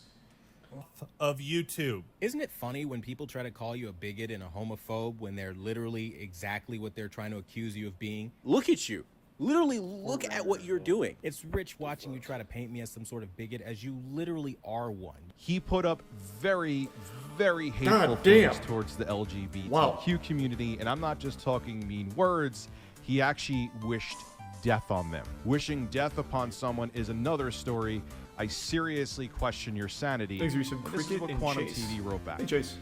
They deserve it. The world is better off without them forcing their lifestyle on it. These are your accounts that you had linked on Damn, your this guy's YouTube, really... He's but going all of a sudden wacky. He's you're posting not cringe on responsible main. for them. God. Oh, case closed. Mr. TV, He's innocent. Would you please read the words on your channel banner? Answer some The #1 brand in honesty. Well, it should say the #1 brand in lies. Take that! If your accounts were hacked and compromised, then why were these horrible offensive things left on your account after you regained control of it? Why is there no history or post we can refer to of you mentioning the hack back in 2018? Unless these accounts were under the hacker's control for the last editing is 4 fucking years. so laughing. That's not the case either, because you're racist, and I don't use any of these words lightly. David, fuck you and your hate speech against me. Calling me homophobic because I'm anti-gay support is all you liberals do. I'm pretty sure being Isn't that like anti-gay the definition is of homophobic? I've never pushed or forced my sexuality. So confused. What? Yeah, That's I'm like not racist. I'm just anti-other races. What the fuck is this guy talking about? Propaganda. Black Panther is racist and only the most hateful blacks like it. Holy Yes, shit. hello? What are the symptoms of brain damage?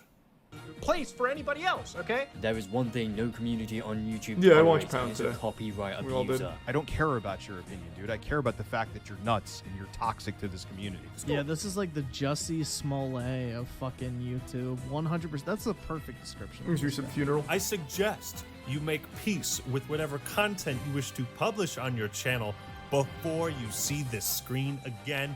And Quantum, I hope it gonna goes to see court. It again. I may not be able to offer think that'd a be cure great. for narcissism, but hopefully by shattering this Imagine the false judge loves reality and Elden Ring. sense of yourself, then perhaps maybe Oh, that whatever would be huge. spell you're under, you will wake up from it. It's such a Ask him shame. if he wants to, And I was planning on asking you about this new plead TV I was insanity. interested in. Oh, I thought that was saying it already happened. No.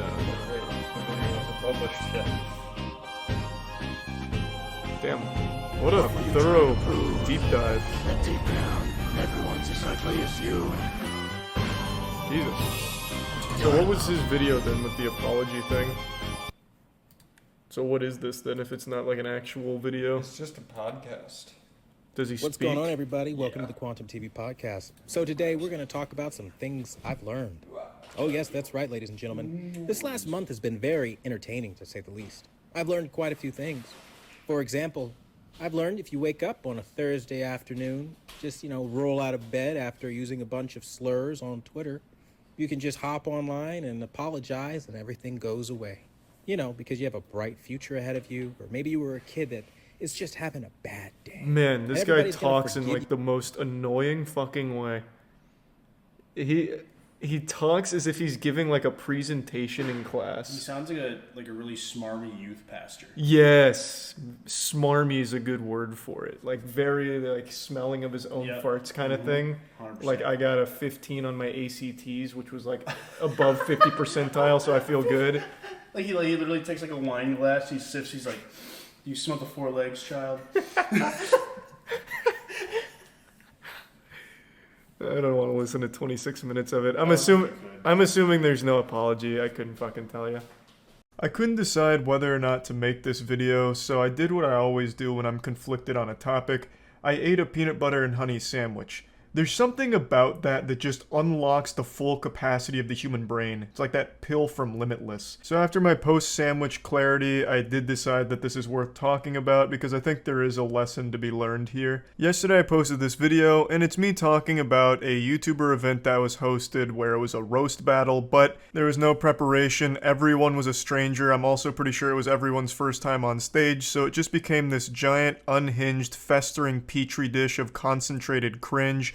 And I was joking about it and talking about it. And today, the Frankenstein behind this monster, Def Noodles, the YouTuber who ran the event, responded to me and my take on it. And this is why I was so back and forth on whether or not to make this video, because I don't want this to be construed as some kind of personal attack or anything personal. Like I said when talking about the event, I don't really know Def Noodles. I don't hate him. I've only seen a couple of things on Twitter where he said or did some bad shit that people were dunking on him for, and I've seen this roast. That's my whole exposure to Def Noodles. So I don't have strong opinions on him. I was making jokes about the event as well as his set, but I don't know the guy very well. So I'm not just going to be insulting him or anything like that. This is going to be me talking about his response video, which I think is a very important lesson in how not to handle controversy. Today's video is a little bit different than usual.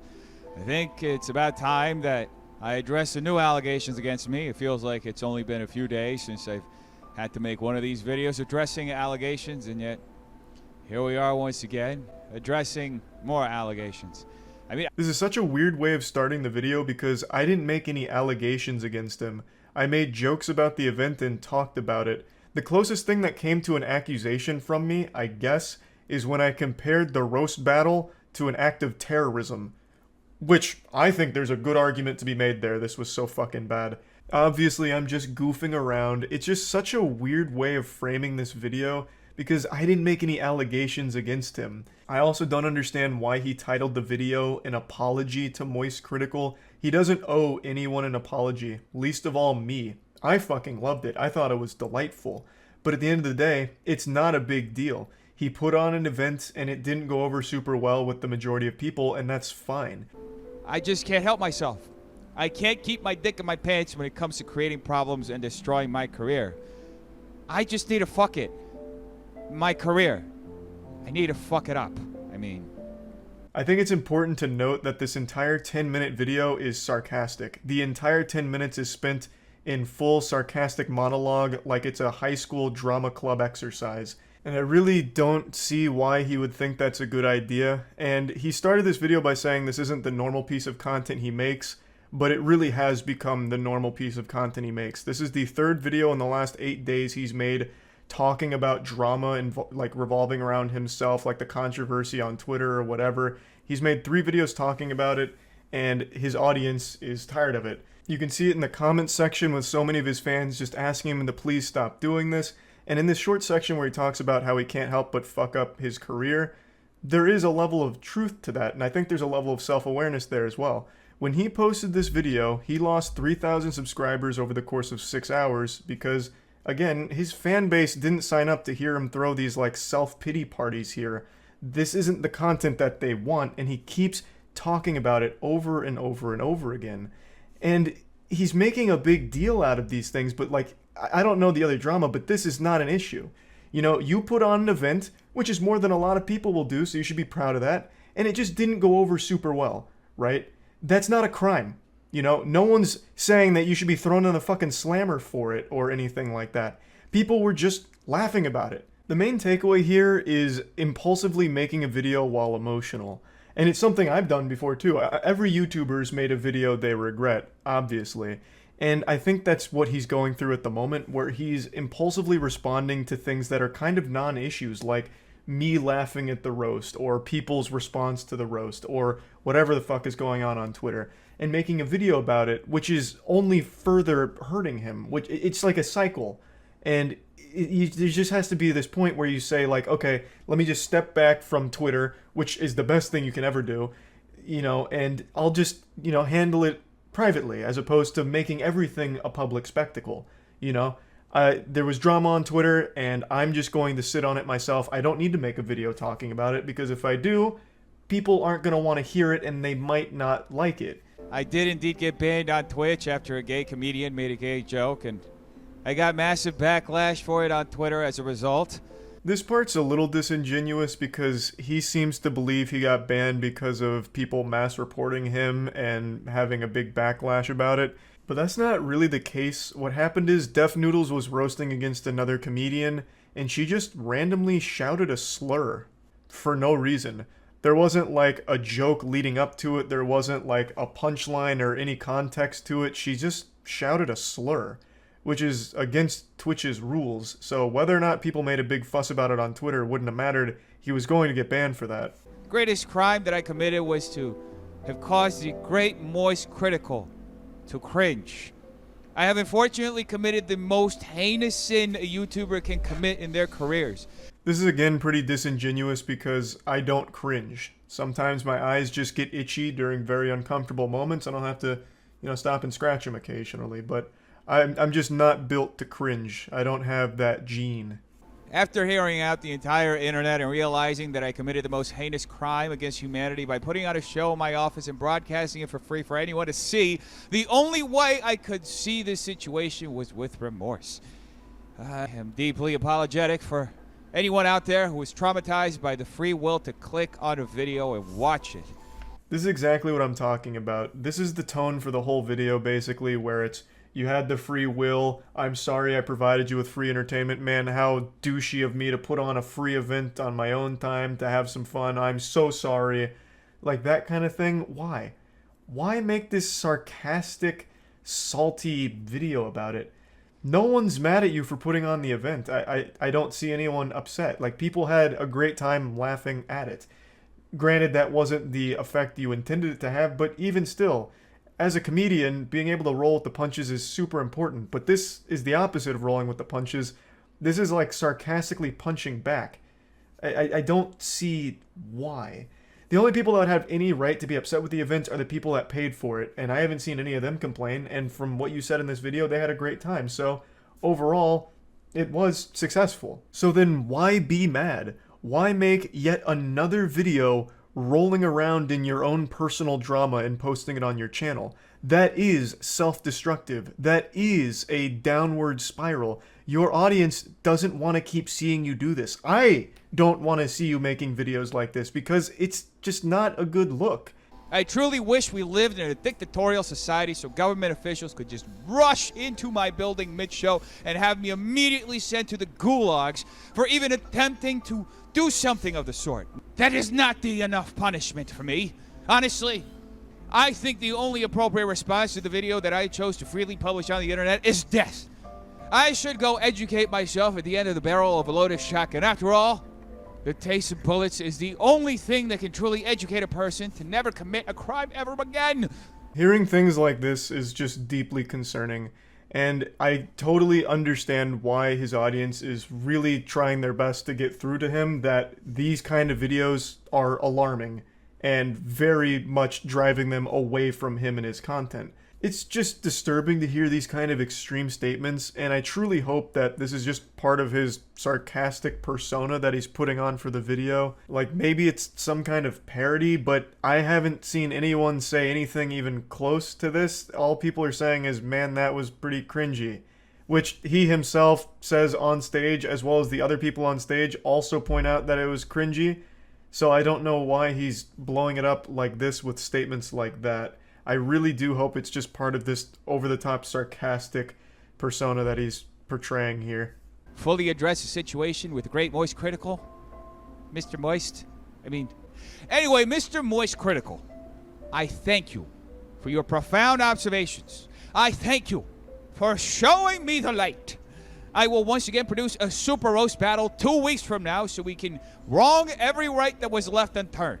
Yeah, he concludes the video by announcing a second roast is right around the corner, which I'm pretty hype about. I'm marking the calendar. But yeah, I think the announcement could have been better saved for a piece of content that was more, you know, not this. This is just a very long, sarcastic drama video that his audience doesn't want to keep seeing, and a lot of people will be turned off by.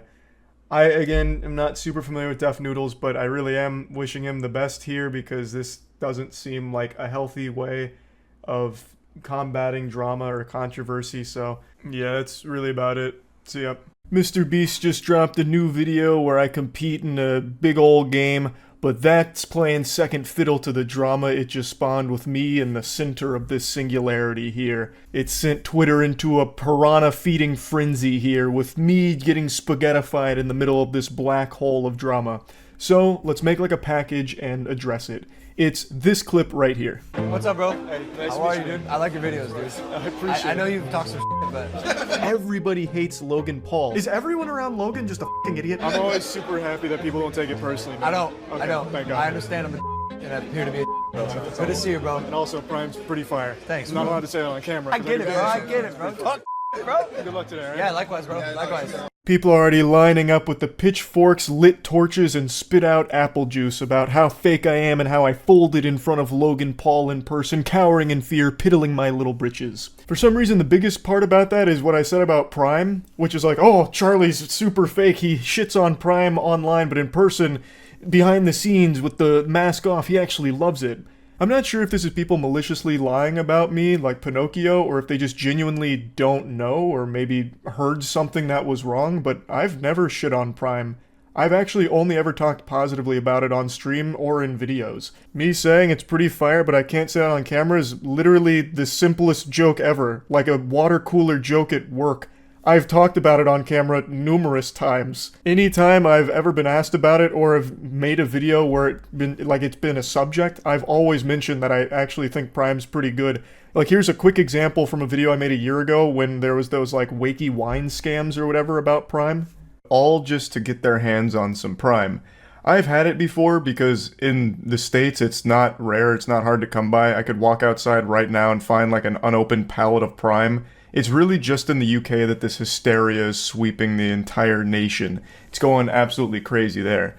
So I've tried it. I think it's good. I have no complaints. But I certainly wouldn't be beating some ass and being that desperate to get my hands on a bottle. And I still wouldn't. You wouldn't catch me running around like a fucking Frankenstein's monster trying to hunt down a pallet of Prime. But it's good. And I've always said that on streams and in videos, so I don't know where this narrative is that I've shit on it publicly, but behind the scenes I'm actually like an addict injecting it into my veins or lying to Logan Paul about it. I've always consistently said I actually like Prime. I think it's pretty fire. So I don't know why that's something that's sticking. Like, I prefer gamer sups, obviously, but that doesn't mean every other drink that's a competitor is bad. It's not. But now let's get to that second part where Logan Paul's spiritual pressure sent me to the floor like it was right out of the Bleach anime, and I was just trembling in fear to confront him directly. So, this was filmed a month or so ago, a little over a month ago now. Since then, he is now apparently suing CoffeeZilla. Either Logan or someone on his team is suing CoffeeZilla, which is a massive fucking L. That is brain-dead activity for sure. But when this was filmed, that wasn't happening. What was happening was he was publicly trying to make amends with the victims of his CryptoZoo scam that he butt-fucked them all with, and as far as I know, he has been paying some people back, and at the time was still in the process of paying people back through whatever like program he set up for it. But there was none of this lawsuit going on, and one of the first things that he said was that he actually deserved all of the shit that he got for it, for all of the mistakes that he made. Ludwig was also there, someone else who was shit on Logan Paul, and Logan was saying something to a similar effect there as well, from what I recall. So at the time, he was in the process of trying to fix all the dog shit that he put innocent people through. And when I talked about this on stream and in the videos about CryptoZoo and what was going on with it with the updates, I had always said, as long as the victims are made whole again and they get their money back, that's a happy ending. But Logan is still a scumbag for ever doing it in the first place, which is something that he also said he deserved everything he got from doing that. So, I have always said as well that I never harbor hatred for someone who will actually change. There's nothing to gain with just holding a grudge forever. That's childish. If someone is actually willing to learn and grow from things, I'm more than willing to break bread with them. Logan Paul was very respectful of not only all the other competitors, but all of the staff at the event as well. So when he reached out to say hi, I was more than willing to be receptive and mature about the situation. He immediately opened up about all of the problems that he had caused and how regretful he was. So what would be the point in me getting there and just spitting on him if he's actually going to start being less of a piece of shit? That's the whole goal of calling someone out, so that way they can learn from it and not be that insufferable asshole anymore. Of course, fast forward to the current episode of Dragon Ball Z, and apparently he's suing CoffeeZilla, or someone on his team is, which brings me to that other statement that's floating around that video where I called everyone around Logan a fucking idiot. And that is super true, because I don't know who the fuck Logan Paul surrounds himself with, but it must be actual lobotomites, because I don't know who would sign off on Logan suing CoffeeZilla. But at the time, that wasn't happening. All that was happening was him seemingly actively trying to fix all of the things that he fucked in the face. Now, as for the not taking things personally statement, I've been very consistent with that from the very beginning. When I make a video about something, it's usually just for the sake of making jokes or being goofy about it, so I never really want whatever I'm talking about to be taken in a personal level or as anything like that. Though that does vary on a case-to-case basis depending on how serious the topic is, because I've absolutely crossed over the line in making things much more personal than they probably should. But usually I try and just keep it more surface stuff about why something is bad or whatever happened, whatever they did is fucking stupid or whatever. A great example is The Manny Show. I recently made 2 videos about The Manny Show's fraudulent copyright strikes, and The Manny Show just made a response video a couple days ago where they took full responsibility. They explained that they hired a monetization manager who kind of went rogue and started striking channels against The Manny Show's will. Once they learned about it, they immediately fired that person, and they just took it all on the chin, took full responsibility, and made no excuses whatsoever, and even addressed all the videos that were made about The Manny Show, saying that it was all warranted and that they understand that it came from a place of just trying to look out for the ecosystem. The Manny Show doesn't believe in censorship, and it was just a really good response overall.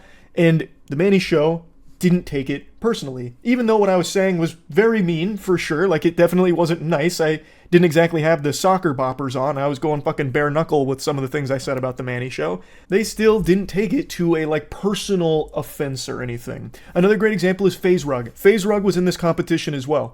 FaZe Rug, I've also made a couple videos on making fun of. Absolutely. And FaZe Rug actually reached out like a year ago to talk about, like, you know, hey, I hope you don't hate me, Charlie. Like, I've watched your videos on me as well, and I want you to know, like, they actually made me laugh. And in person, FaZe Rug kept that same energy. He was a super nice guy who was talking about, like, yeah, that shit was kind of cringe, and the things you were saying made me giggle about it. And that's how I always want it to be when I make a video covering something where even the protagonist who I'm making jokes about can watch it and not be mad, but instead be entertained about it. And hopefully not walk away from it thinking that I have this burning hatred for them that will never go away. Now, in Logan Paul's case, it is a little bit different, because with the dead body situation as well as the CryptoZoo scam, I definitely did get far more personal than just like surface level jokes, talking about him being like an actual piece of shit, surrounded by sycophant pieces of shit as well, that just continue to enable horrible behavior. But at the end of the day, all of it was geared towards a goal. In the CryptoZoo scam, getting everyone paid back and explaining why it needs to be paid back and is a horrible thing. So Logan Paul taking that and letting it not be personal but instead constructive is the best case scenario there. Not just for me, but Ludwig and everyone else that's called Logan Paul out, which was like half of the fucking competition, by the way. So it's just, I don't see why this ended up being a huge drama thing, because all of it's consistent with all of the shit that I've said on stream for like the last 6 months with Logan Paul. Since CoffeeZilla's last update on Logan Paul and CryptoZoo with the refunds, like where's the refund and where's all the money, following that and talking about it, I have maintained that as long as people are paid back, that's what matters. And as far as I knew, there were measures being taken place that were getting people their money back. That's a good thing, and hopefully Logan Paul can learn from this and this kind of shit won't happen again. All of this should really be nothing new. Here's another quick example about me always being willing to talk to or at least engage with people that I have called out on a personal level. The Sneeko beef. The medium rare beef that I had with Sneeko that lasted for a while culminated with me actually getting in a call with Sneeko and talking, person to person, about all of this shit. Just hashing it out. Well, not face to face because I mean, obviously it's through the internet, it's the fucking cyberspace, it's not face to face, but it's the same thing. We directly talk to each other. So meeting Logan in person and him wanting to talk about this, I was more than willing to do, and he was very respectful, took full responsibility and accountability in person, so I was more than willing to be mature about this and talk to him as a human being. I don't see why in any circumstances this would be perceived as being two-faced. I did this most recently with Sneeko. Before him, it was that person that was calling me a deep state, new world order chill or whatever. Brought him on the podcast to talk it all out. Like, it's something I've always done and always will be willing to do. I think it's very childish to just plug your ears and say, boo, boo, boo, boo, boo, boo, not listening to you, whatever, and not engage with someone that you have an issue with. And again, this was filmed over a month ago when I wasn't privy to any new dog shit behavior from Logan. This lawsuit with CoffeeZilla is new. So I couldn't call him out on it or anything like that. So I don't know what else to tell you other than this isn't anything new. I've always been more than willing to talk to and be mature with people that I have called out and had grievances with in the past, as long as they are willing to engage with me and be mature about it as well. And Logan was. So yeah, overall, great Mr. Beast video. I lost and also got thrown into a ton of drama, so that was pretty fire. That's about it. See ya. I know they say the Lord forgives all sins, even murder, but thanks to one man, my third eye has truly been opened to a very hard to swallow truth that there's one sin so unforgivable that it sends the person straight to hell. It's React content. There is no forgiveness for React streamers. Those vile vermin that watch YouTube videos on Twitch, they're all bad people, downright evil with no exception. I remember in Star Wars they said only a Sith deals in absolutes. Well, not this time. Yesterday, a YouTuber and streamer named Dark Viper AU posted a 14-page document, which is the script for a video he's working on, all about how evil React content is, and it really heats up. This gets wild and wacky for the touchdown real quick. There's a whole section in here where he basically compares reactors to sexual abuse criminals and insinuates that they'd be likely to spike your drink at a party, take silence for consent, basically is comparing React content creators to rapists. Completely unironically, it's not some edgy joke or anything, it's posting cringe on main that he truly believes and defends in the comments when someone called him out for it. He really doubles down, puts his nuts on the table and says, yeah, reactors are likely to commit sexual abuse.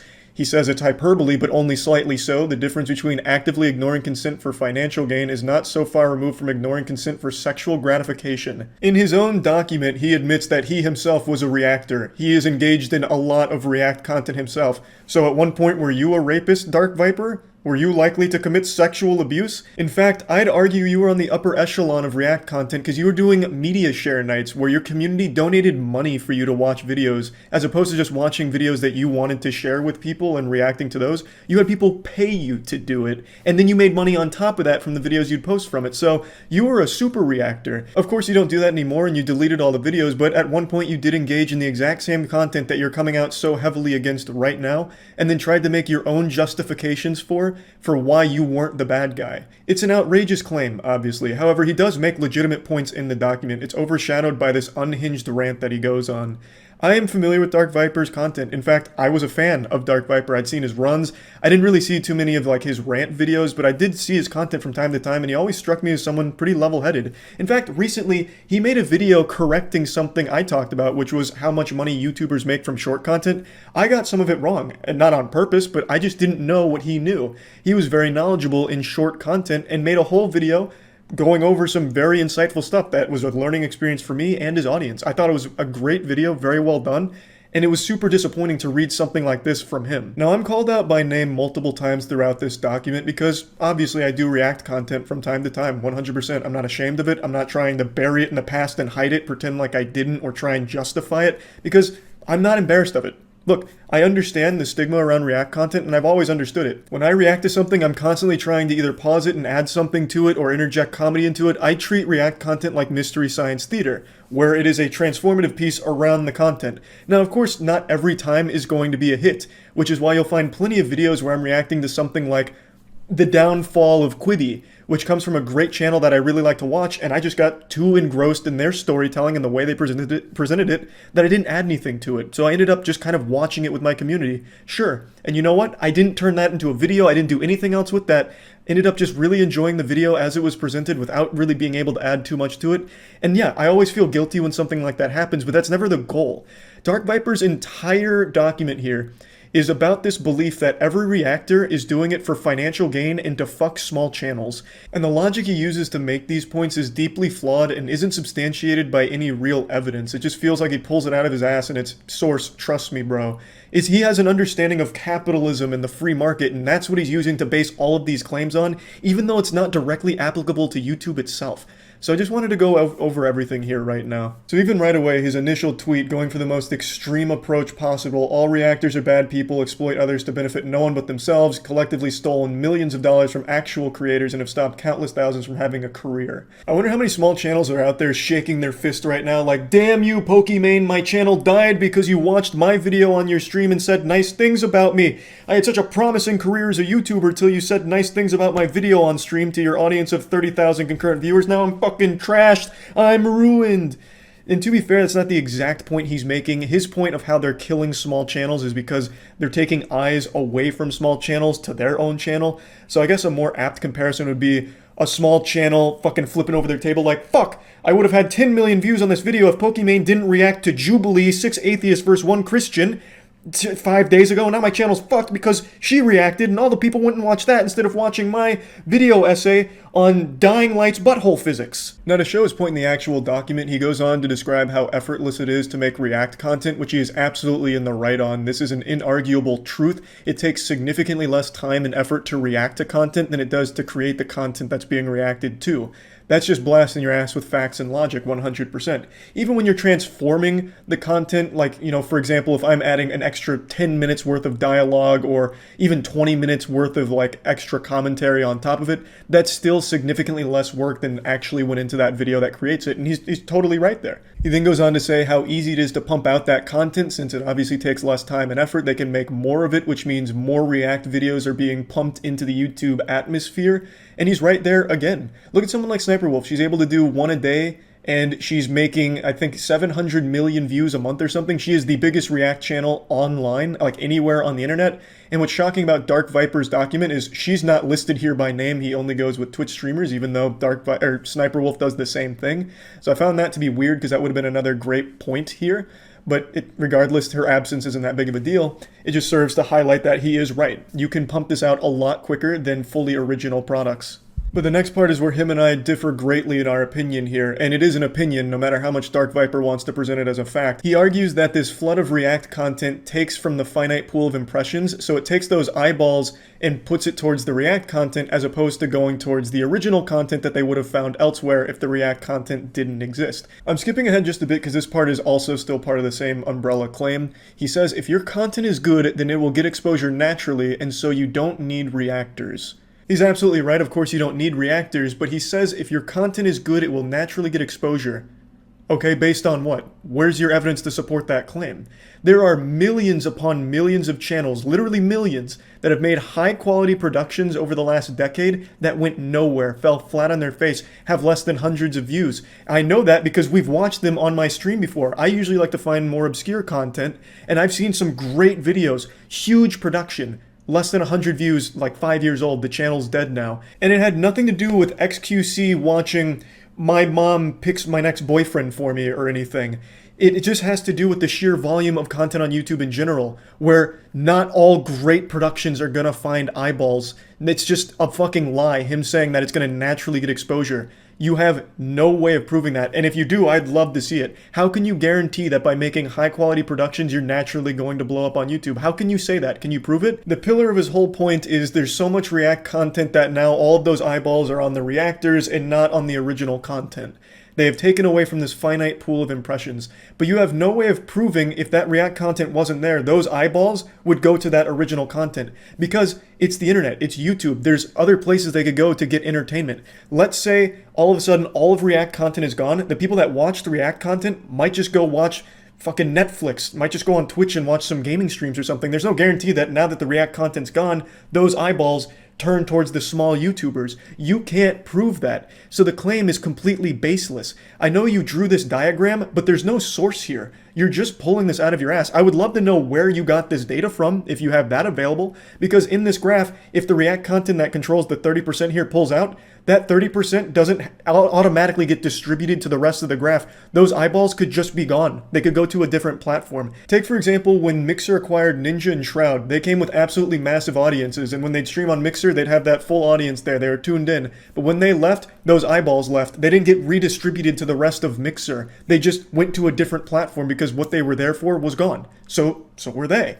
It could be the same on YouTube. I'm not saying it is. There's no way for you to prove that if the React content wasn't there, all of those eyeballs that they are occupying of that finite pool of impressions would be redistributed to the smaller creators. You have no way of proving it. Nobody really does. However, off the top of my head, I can think of multiple examples in times where React content has genuinely helped smaller creators, like blow up their channel. My channel, I'm the perfect example of it. My channel literally got kickstarted because of Ray William Johnson reacting to my QWOP video in 2010. Without that happening, I probably wouldn't have this channel right now. I wouldn't be anywhere near the position I'm in right now if not for that reactor back then.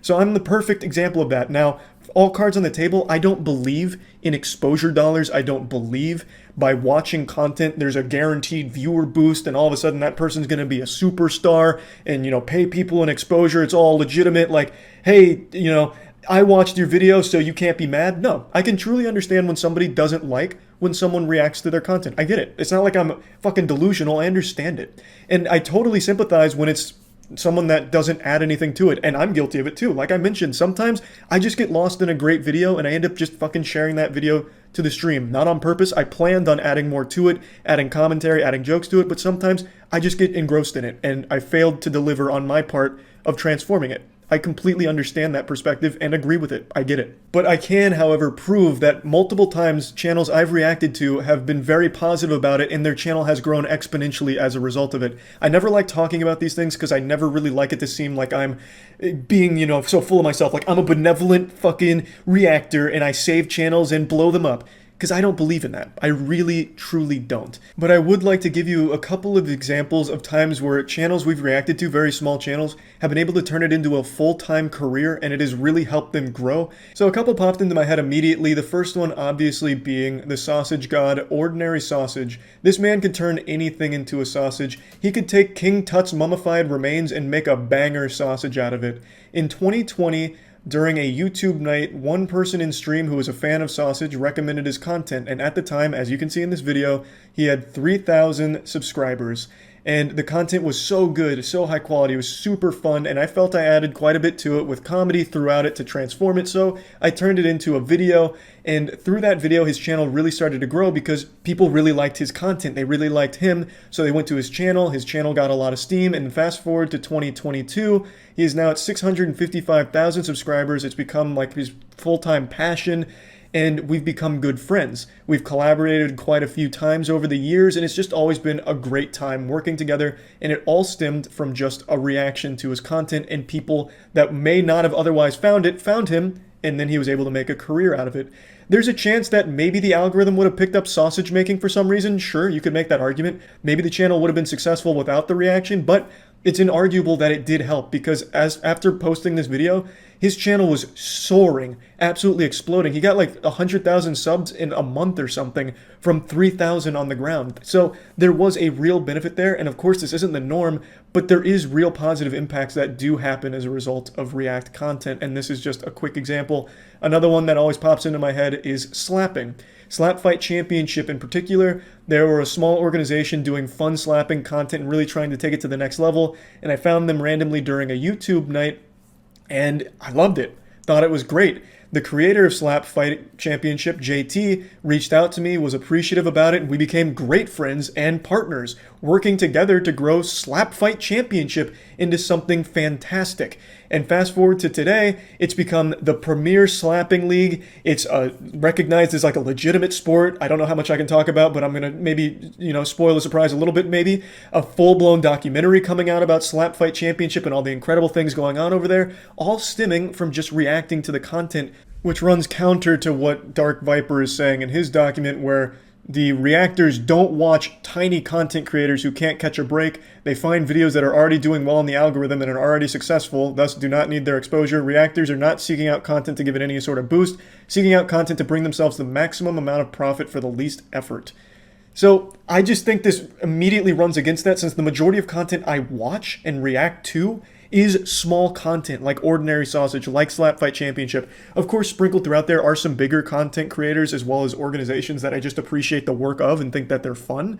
But the majority of it has always been the smaller creators. And nah, of course, not always is that like reacting going to help them. In fact, I would argue that it's pretty rare for it too. But it is still against his point. I'm not reacting to things that are just going to bring the maximum amount of profit. That's not what I care about. I've never been a money-driven person. And to be put in this document where I'm compared to a fucking sexual abuse criminal as well as just a money-hungry exploiter, he calls me an exploiter class, is outright disgusting.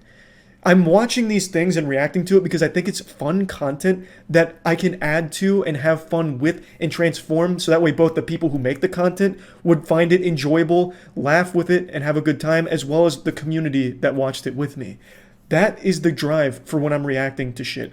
He says that people only react to content that's doing well in the algorithm and that they were going to be successful on their own. Can you prove that to me, Dark Viper? Can you tell me that Ordinary Sausage before my reaction was going to be a 655,000 subscriber channel, closing in on 1 million? Dude's going to absolutely fucking crush it. Can you tell me that was 100% going to happen without me reacting to it? No. You can't. He wasn't in the algorithm at the time. There was just a fan who found him through, I think it was the Deep Into YouTube subreddit, if I remember correctly, and just thought it was fun content and shared it with me. It wasn't popping off in the algorithm. Neither was slapping. In fact, Slap Fight Championship has a huge problem with demonetization, and it never even makes it to the algorithm in the first place. I found it because I was already deep into the slapping rabbit hole and found it through that, not because it was going well in the algorithm. It's just, Dark Viper has a point that he can't possibly prove. There is no way he could accurately, with real evidence, show me that these channels were going to do extremely well without React content, or any channel for that matter is guaranteed exposure if they're making good content like he insinuates in his document. There's no way of proving that. However, I can show you examples, and this is only 2 of them, where React content wasn't dog shit and didn't hurt the channel that was being reacted to.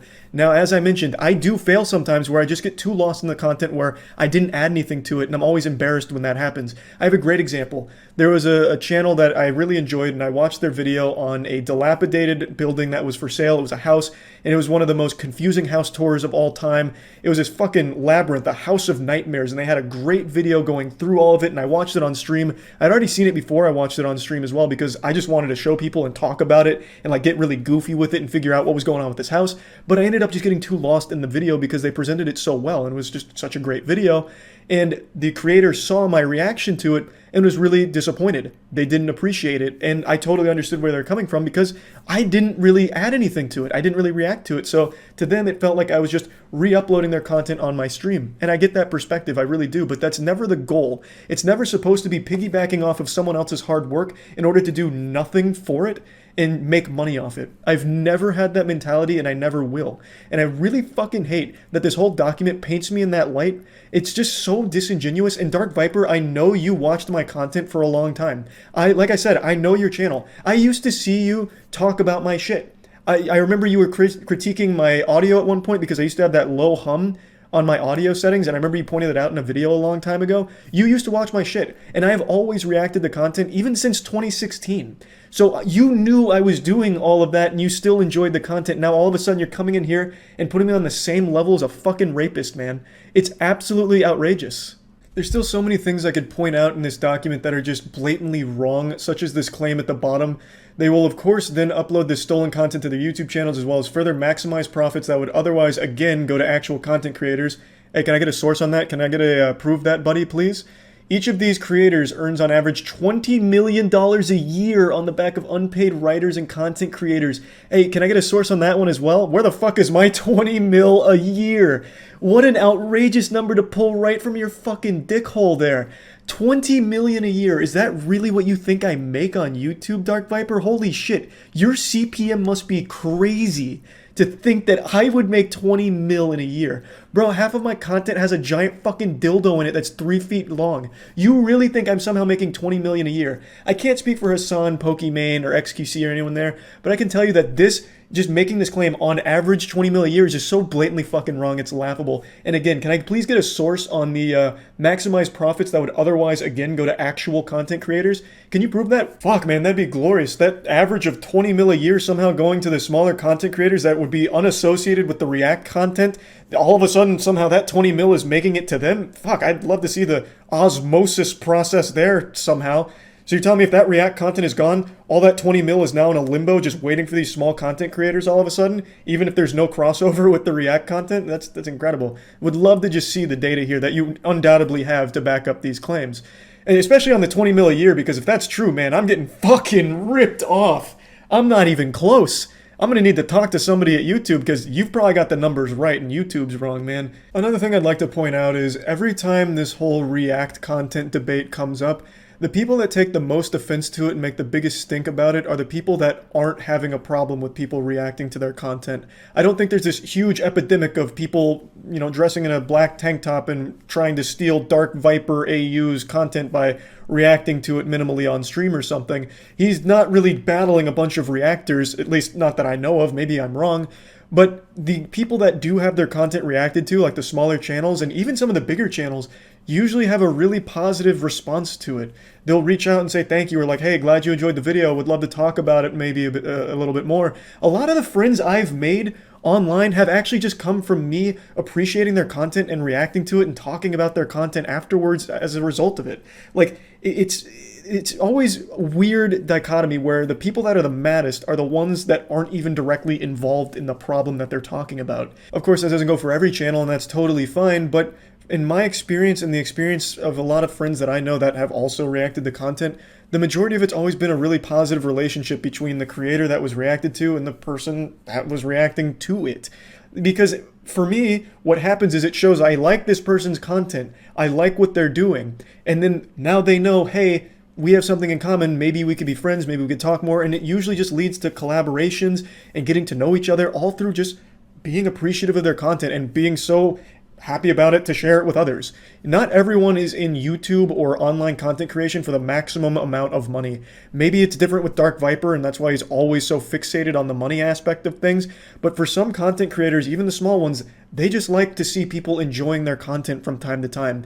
And to be exposed to a bigger audience like a fucking XQC watching your fan animation, they get excited. Even if it's like, hey, that's 70,000 people watching your content on XQC stream instead of yours, well, those 70,000 people may never have found that small channel in the first place, and now maybe some of them do go over there, and he mentions that as like trickle-down reactonomics or some shit like that. But for a lot of people, that is a net positive thing where there could have been no one that ever found it in the first place. I don't think it's a really strong argument or anything, but it is still something worth noting. It's a real thing that does happen, as opposed to Dark Viper's claims of average of 20 million a year with these money-hungry sexual abusers.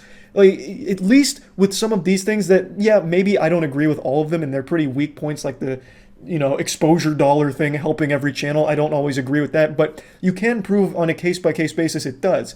Whereas in Viper's case, he doesn't present any real evidence for these claims. At least not that I saw in this document. Maybe he has some in the back burner.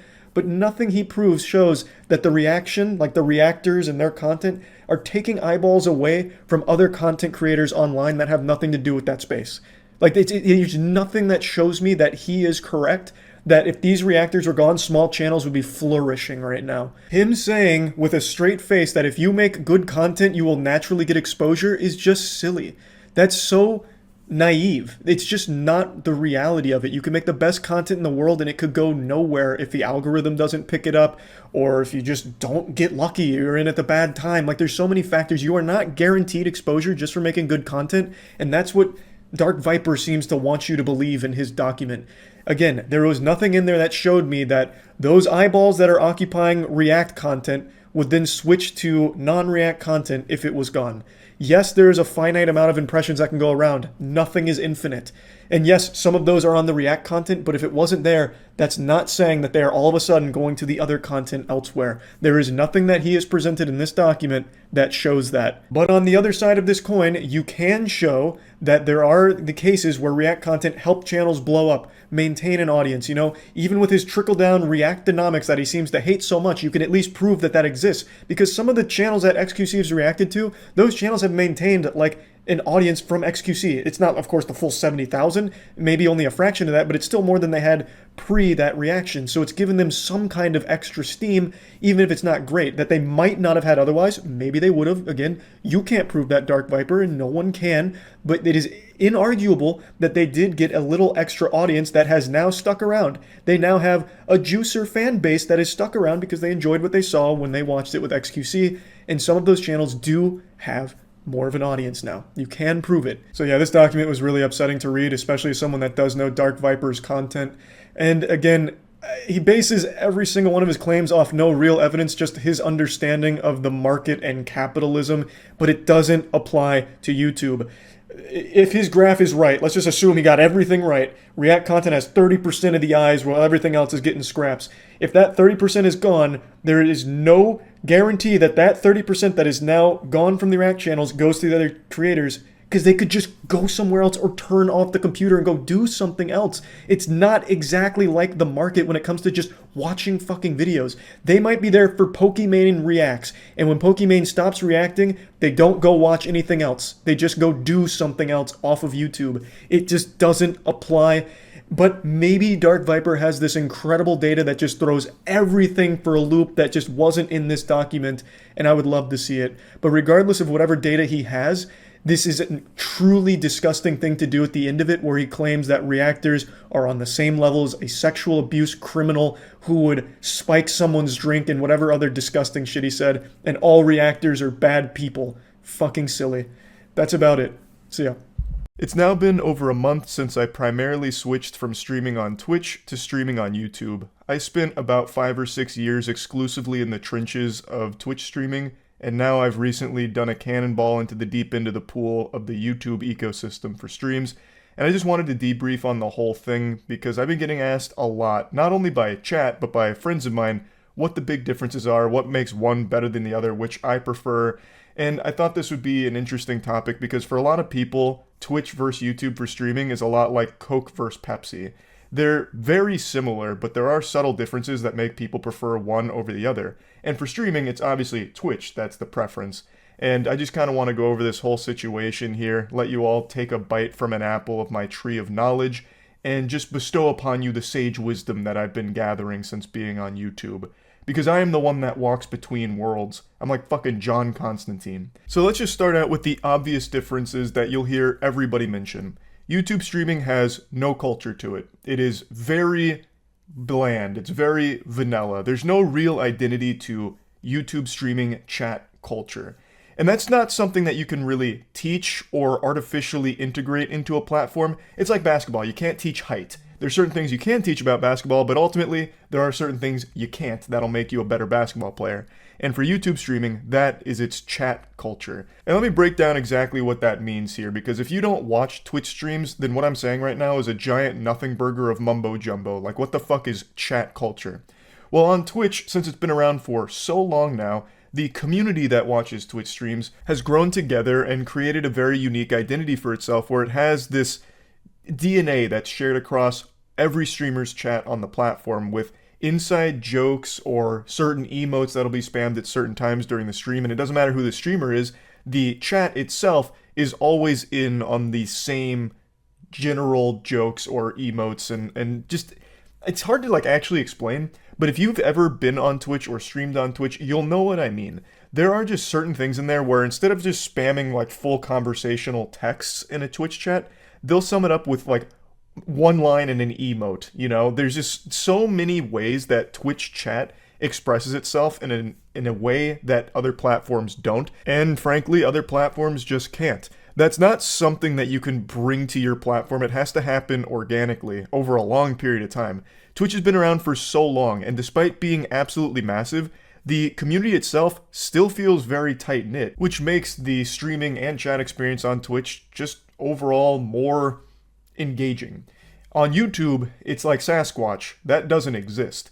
And another thing, Twitch does a really good job of making the chats readable. This is a huge thing, actually. Even in the biggest Twitch streams on that platform, you can read the chat because they're smart in that they hold messages for a very small period of time, so that way they come in chunks, which makes it legible. And on YouTube, they don't do that. Ludwig compared it to a sink faucet being turned on, which I think is a beautiful description of it, because it's just this endless flood of gobbledygook. Like, you can't read anything on a YouTube streamer's chat that's popping off because they don't hold anything. It's just real-time blasting you with information, and if you try to read it, your brain is going to blue screen. It's incomprehensible because they don't hold it, which makes it detrimental to the health of a stream and a stream's community, because if you can't engage with your community, they're often not going to stick around. This one actually has a super simple solution I am shocked they haven't implemented yet. Just put the rectangle in the rectangle-shaped hole here.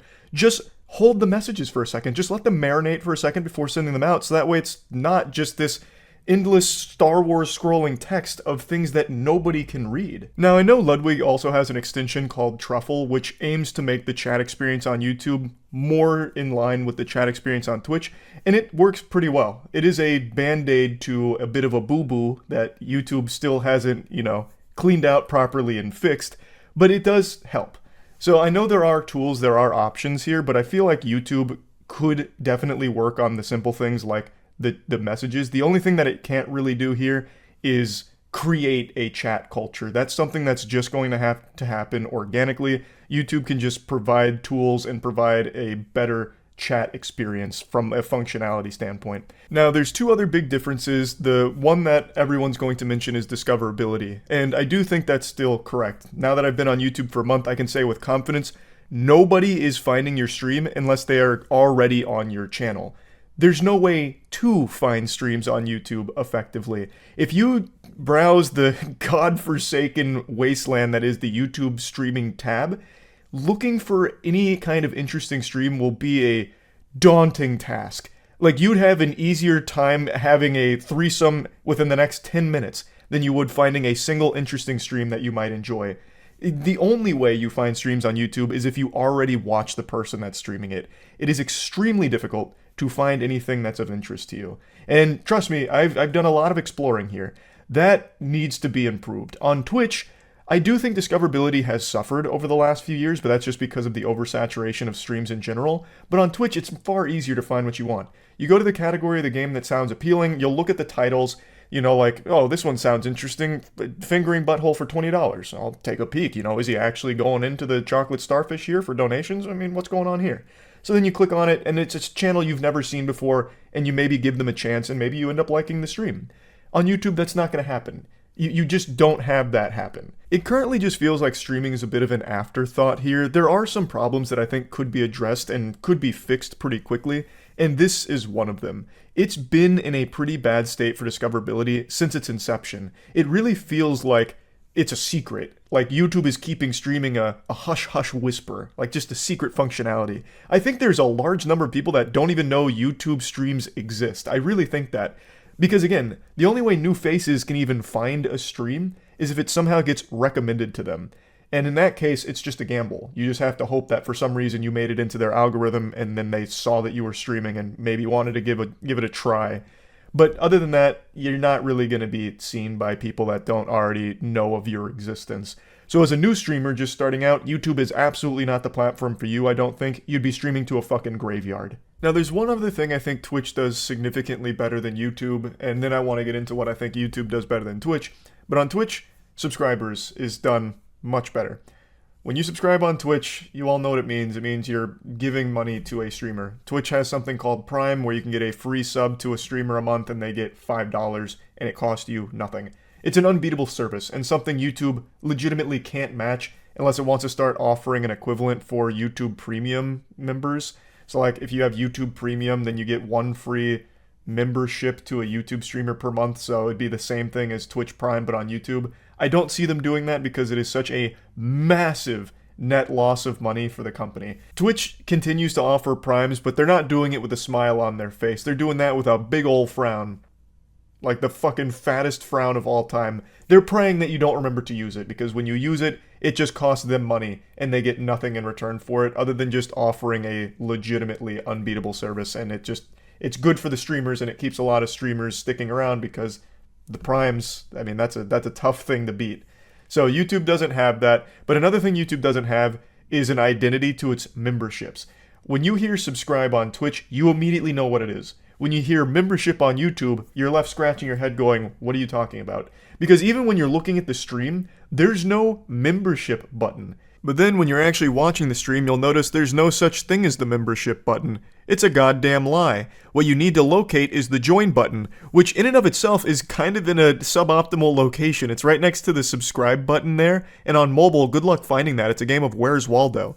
But then you click the join button, and then you become a member. But why call it join? That's very confusing. That's super convoluted. Like, if I didn't know what that button did, I would never touch it. I'd avoid it like the plague. Because what are you joining? You joining a Discord channel? You joining the anime club? Like, what are you joining? Joining a newsletter? Joining a community tab for the channel? Like, it doesn't tell you what it actually is. It should just be called membership or something. Like, it should show you exactly what it is. Because right now, it's a mystery game of what join does, and nobody plays the game. No one's clicking that button. Now, those are like the major differences that I think Twitch does better than YouTube, but I want to talk about some of the things I think YouTube does better than Twitch, because there are a few.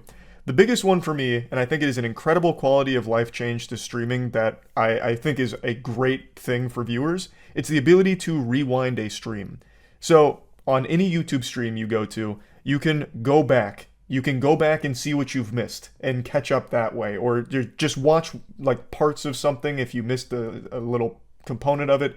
You can go back in a stream, which is fantastic. And it's also good for streamers because then new viewers that come in while you're streaming won't inundate you with questions you've already answered, or won't inundate you with questions about something that you've already done earlier in the stream if they can just rewind it and check before they ask. I am a big fan of the ability to rewind streams, and another thing I'm a huge fan of on YouTube, as opposed to Twitch, is the bitrate. YouTube allows you to stream at a much, much, much higher bitrate than Twitch. I can't believe Twitch is still currently limited to the bitrate that it's at. YouTube doesn't have that problem, so streams generally are looking better on YouTube. That one's super simple. It's just on the technical side of things, YouTube streams look better. I also do think that it runs better on mobile. Twitch mobile to me has been an absolute fucking joke of a service for a long time. YouTube mobile works really well, and that includes watching streams, at least from the few times I've watched streams on my phone over the last month or so. It has been a very smooth experience. I haven't had any problems, whereas on Twitch, anytime I fire up the app to watch on mobile, I had an issue with something. So YouTube is definitely a little better on that front than Twitch. And another thing that I think is really much better on YouTube than Twitch is VODs. VODs, they exist on Twitch, yeah, but no one really checks VODs. In fact, most people that watch a streamer on Twitch will end up watching their VOD or clips from it on YouTube. So YouTube is just a place to go for on-demand content, and that extends to streams as well, because once you're done streaming, it goes to your channel in the live tab. And it's also monetized a lot better than on Twitch when it comes to the VOD content, so if you do ads during your stream, there's more value, you get more out of that than you do on Twitch, and that extends to the VODs, where your VODs are automatically monetized with ads and certain breaks during it. So you get a lot more revenue-wise from your on-demand content on YouTube versus Twitch. But again, that only applies if you've already established yourself on YouTube, or like TikTok and push to YouTube. You've already got an audience on YouTube. That only applies in that case. If you're just starting, this means nothing. Like, because this is just a bunch of fish paste. You won't be found easily as a YouTube streamer. Thus, your VOD monetization isn't going to matter at all. Also, one more thing, this one's not a big deal, but it is kind of cool and a little silly. You get to choose your own thumbnail for your YouTube streams, whereas on Twitch, it's just random moments from the stream. In fact, I had one time when playing through Cyberpunk that my cock slider, like when I was playing around with his penis to change the size of it, was my thumbnail for a while. And it's not like you have any say in that, it's just Twitch generating those thumbnails for your stream. YouTube, you have full control over it. I haven't really been utilizing it to its full potential. I've just been getting like really up close to the camera and making like a face or just staring blankly at it, which kind of is like a jump scare when the notifications go out. But yeah, the ability to make your own thumbnail for YouTube streams I think is actually a pretty good thing. I think it's cool. But it also brings me to another problem. I just mentioned notifications when my stream goes live. That's not commonplace. Notifications aren't exactly the norm for YouTube streams. Very few people get them. I was actually talking to Danny about it like 2 weeks ago. Danny has no idea when I go live, and he's subscribed with the bell and all of that shit, but still, that notification doesn't really get sent out. Whereas on Twitch, you know what you're there for. You're there for streams. So you'll get notification for streams. YouTube, you're not really there for streams. Nobody's really there for streams. They're there for the VODs, their video content. So when a stream notification is supposed to go out, a lot of people either won't get it, A, or B, don't really know like what the fuck is going on because it's a kind of long notification.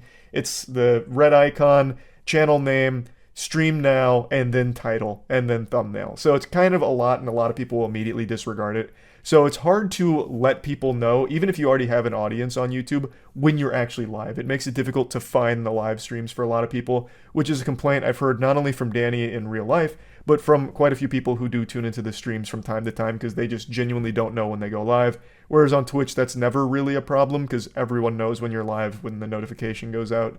So another thing I just wanted to briefly mention here at the end. But anyway, let's get to the conclusion now. If you're someone that's just starting streaming and wants to grow as a streamer, Twitch is 100% the platform for you, no doubt. But if you are someone that already has an established YouTube audience that wants to just dabble in streaming occasionally, it's certainly a viable option, for sure. I will say that I think Ludwig was also right about something else where he said YouTube as a streaming platform is one that's best served with intermittent streams as opposed to daily. Whereas on Twitch, the most important thing you can do is just be alive. As a Twitch streamer, you find the most success through consistency. Just being there is enough to, over time, grow or maintain an audience because a lot of people go to Twitch just for comfort, background noise or something. So as long as you're there for that, you'll find success through just consistency. YouTube is kind of the opposite. No one's going to YouTube streams for the comfort or anything. They're going there for the novelty of it right now because, again, it's not why you go to YouTube. So if you see a stream and you're like, oh, this sounds interesting, then you check it out for a little bit and you need to capture those viewers' attention. And usually if you're just doing daily streams, you're not coming up with innovative new creative ideas for every stream. So there's a good chance someone tunes in and they're not interested in the game or whatever you're doing, so they just leave. So Twitch is really good for daily streams. YouTube, you'll probably find more success if every stream is a, unique one. A big thing to think about when streaming on YouTube is, does this stream work well as a VOD? And if the answer to that is yes, then YouTube is a really good streaming platform because you can stream it live, you can engage with the community live, and then it lives on as a VOD, which is very monetized effectively, and can enter the YouTube video algorithm so you can get new eyes on the video content itself, assuming, of course, it gets picked up and it's like a good VOD. Twitch, that doesn't happen. Once the stream is done, very few people are going to look for the VOD on Twitch. They'll look for it on YouTube first. So all in all, my impression on the big picture thing is anything that works really well as a live stream is going to perform better on Twitch than YouTube, most likely, because more people outside of just your core audience can find that content on Twitch while it's live. But once that live stream is over, that VOD content will work much better on YouTube than it will on Twitch because, again, no one's really watching VODs on Twitch that often. Most of the time, it's getting eyes on YouTube, and YouTube itself can pick it up, and they do monetize it in a much better way than Twitch does. So that's kind of the overall impression of everything I've had so far on both streaming platforms. Again, I've only been streaming on YouTube consistently for the last month and a half, whereas I spent 5 years on Twitch. So maybe my impression of YouTube will change over the next few months or the next year or so. We'll see. But I just wanted to report on all of this. I will say that I think YouTube streaming right now is a lot better than it was when I streamed on here 6 years ago or whatever it was. They have made a lot of improvements, that's for damn sure. But there's still a lot of wiggle room here for more improvements. There's still a lot of room to grow for them. So yeah, just wanted to put all this out there. That's really about it. See ya.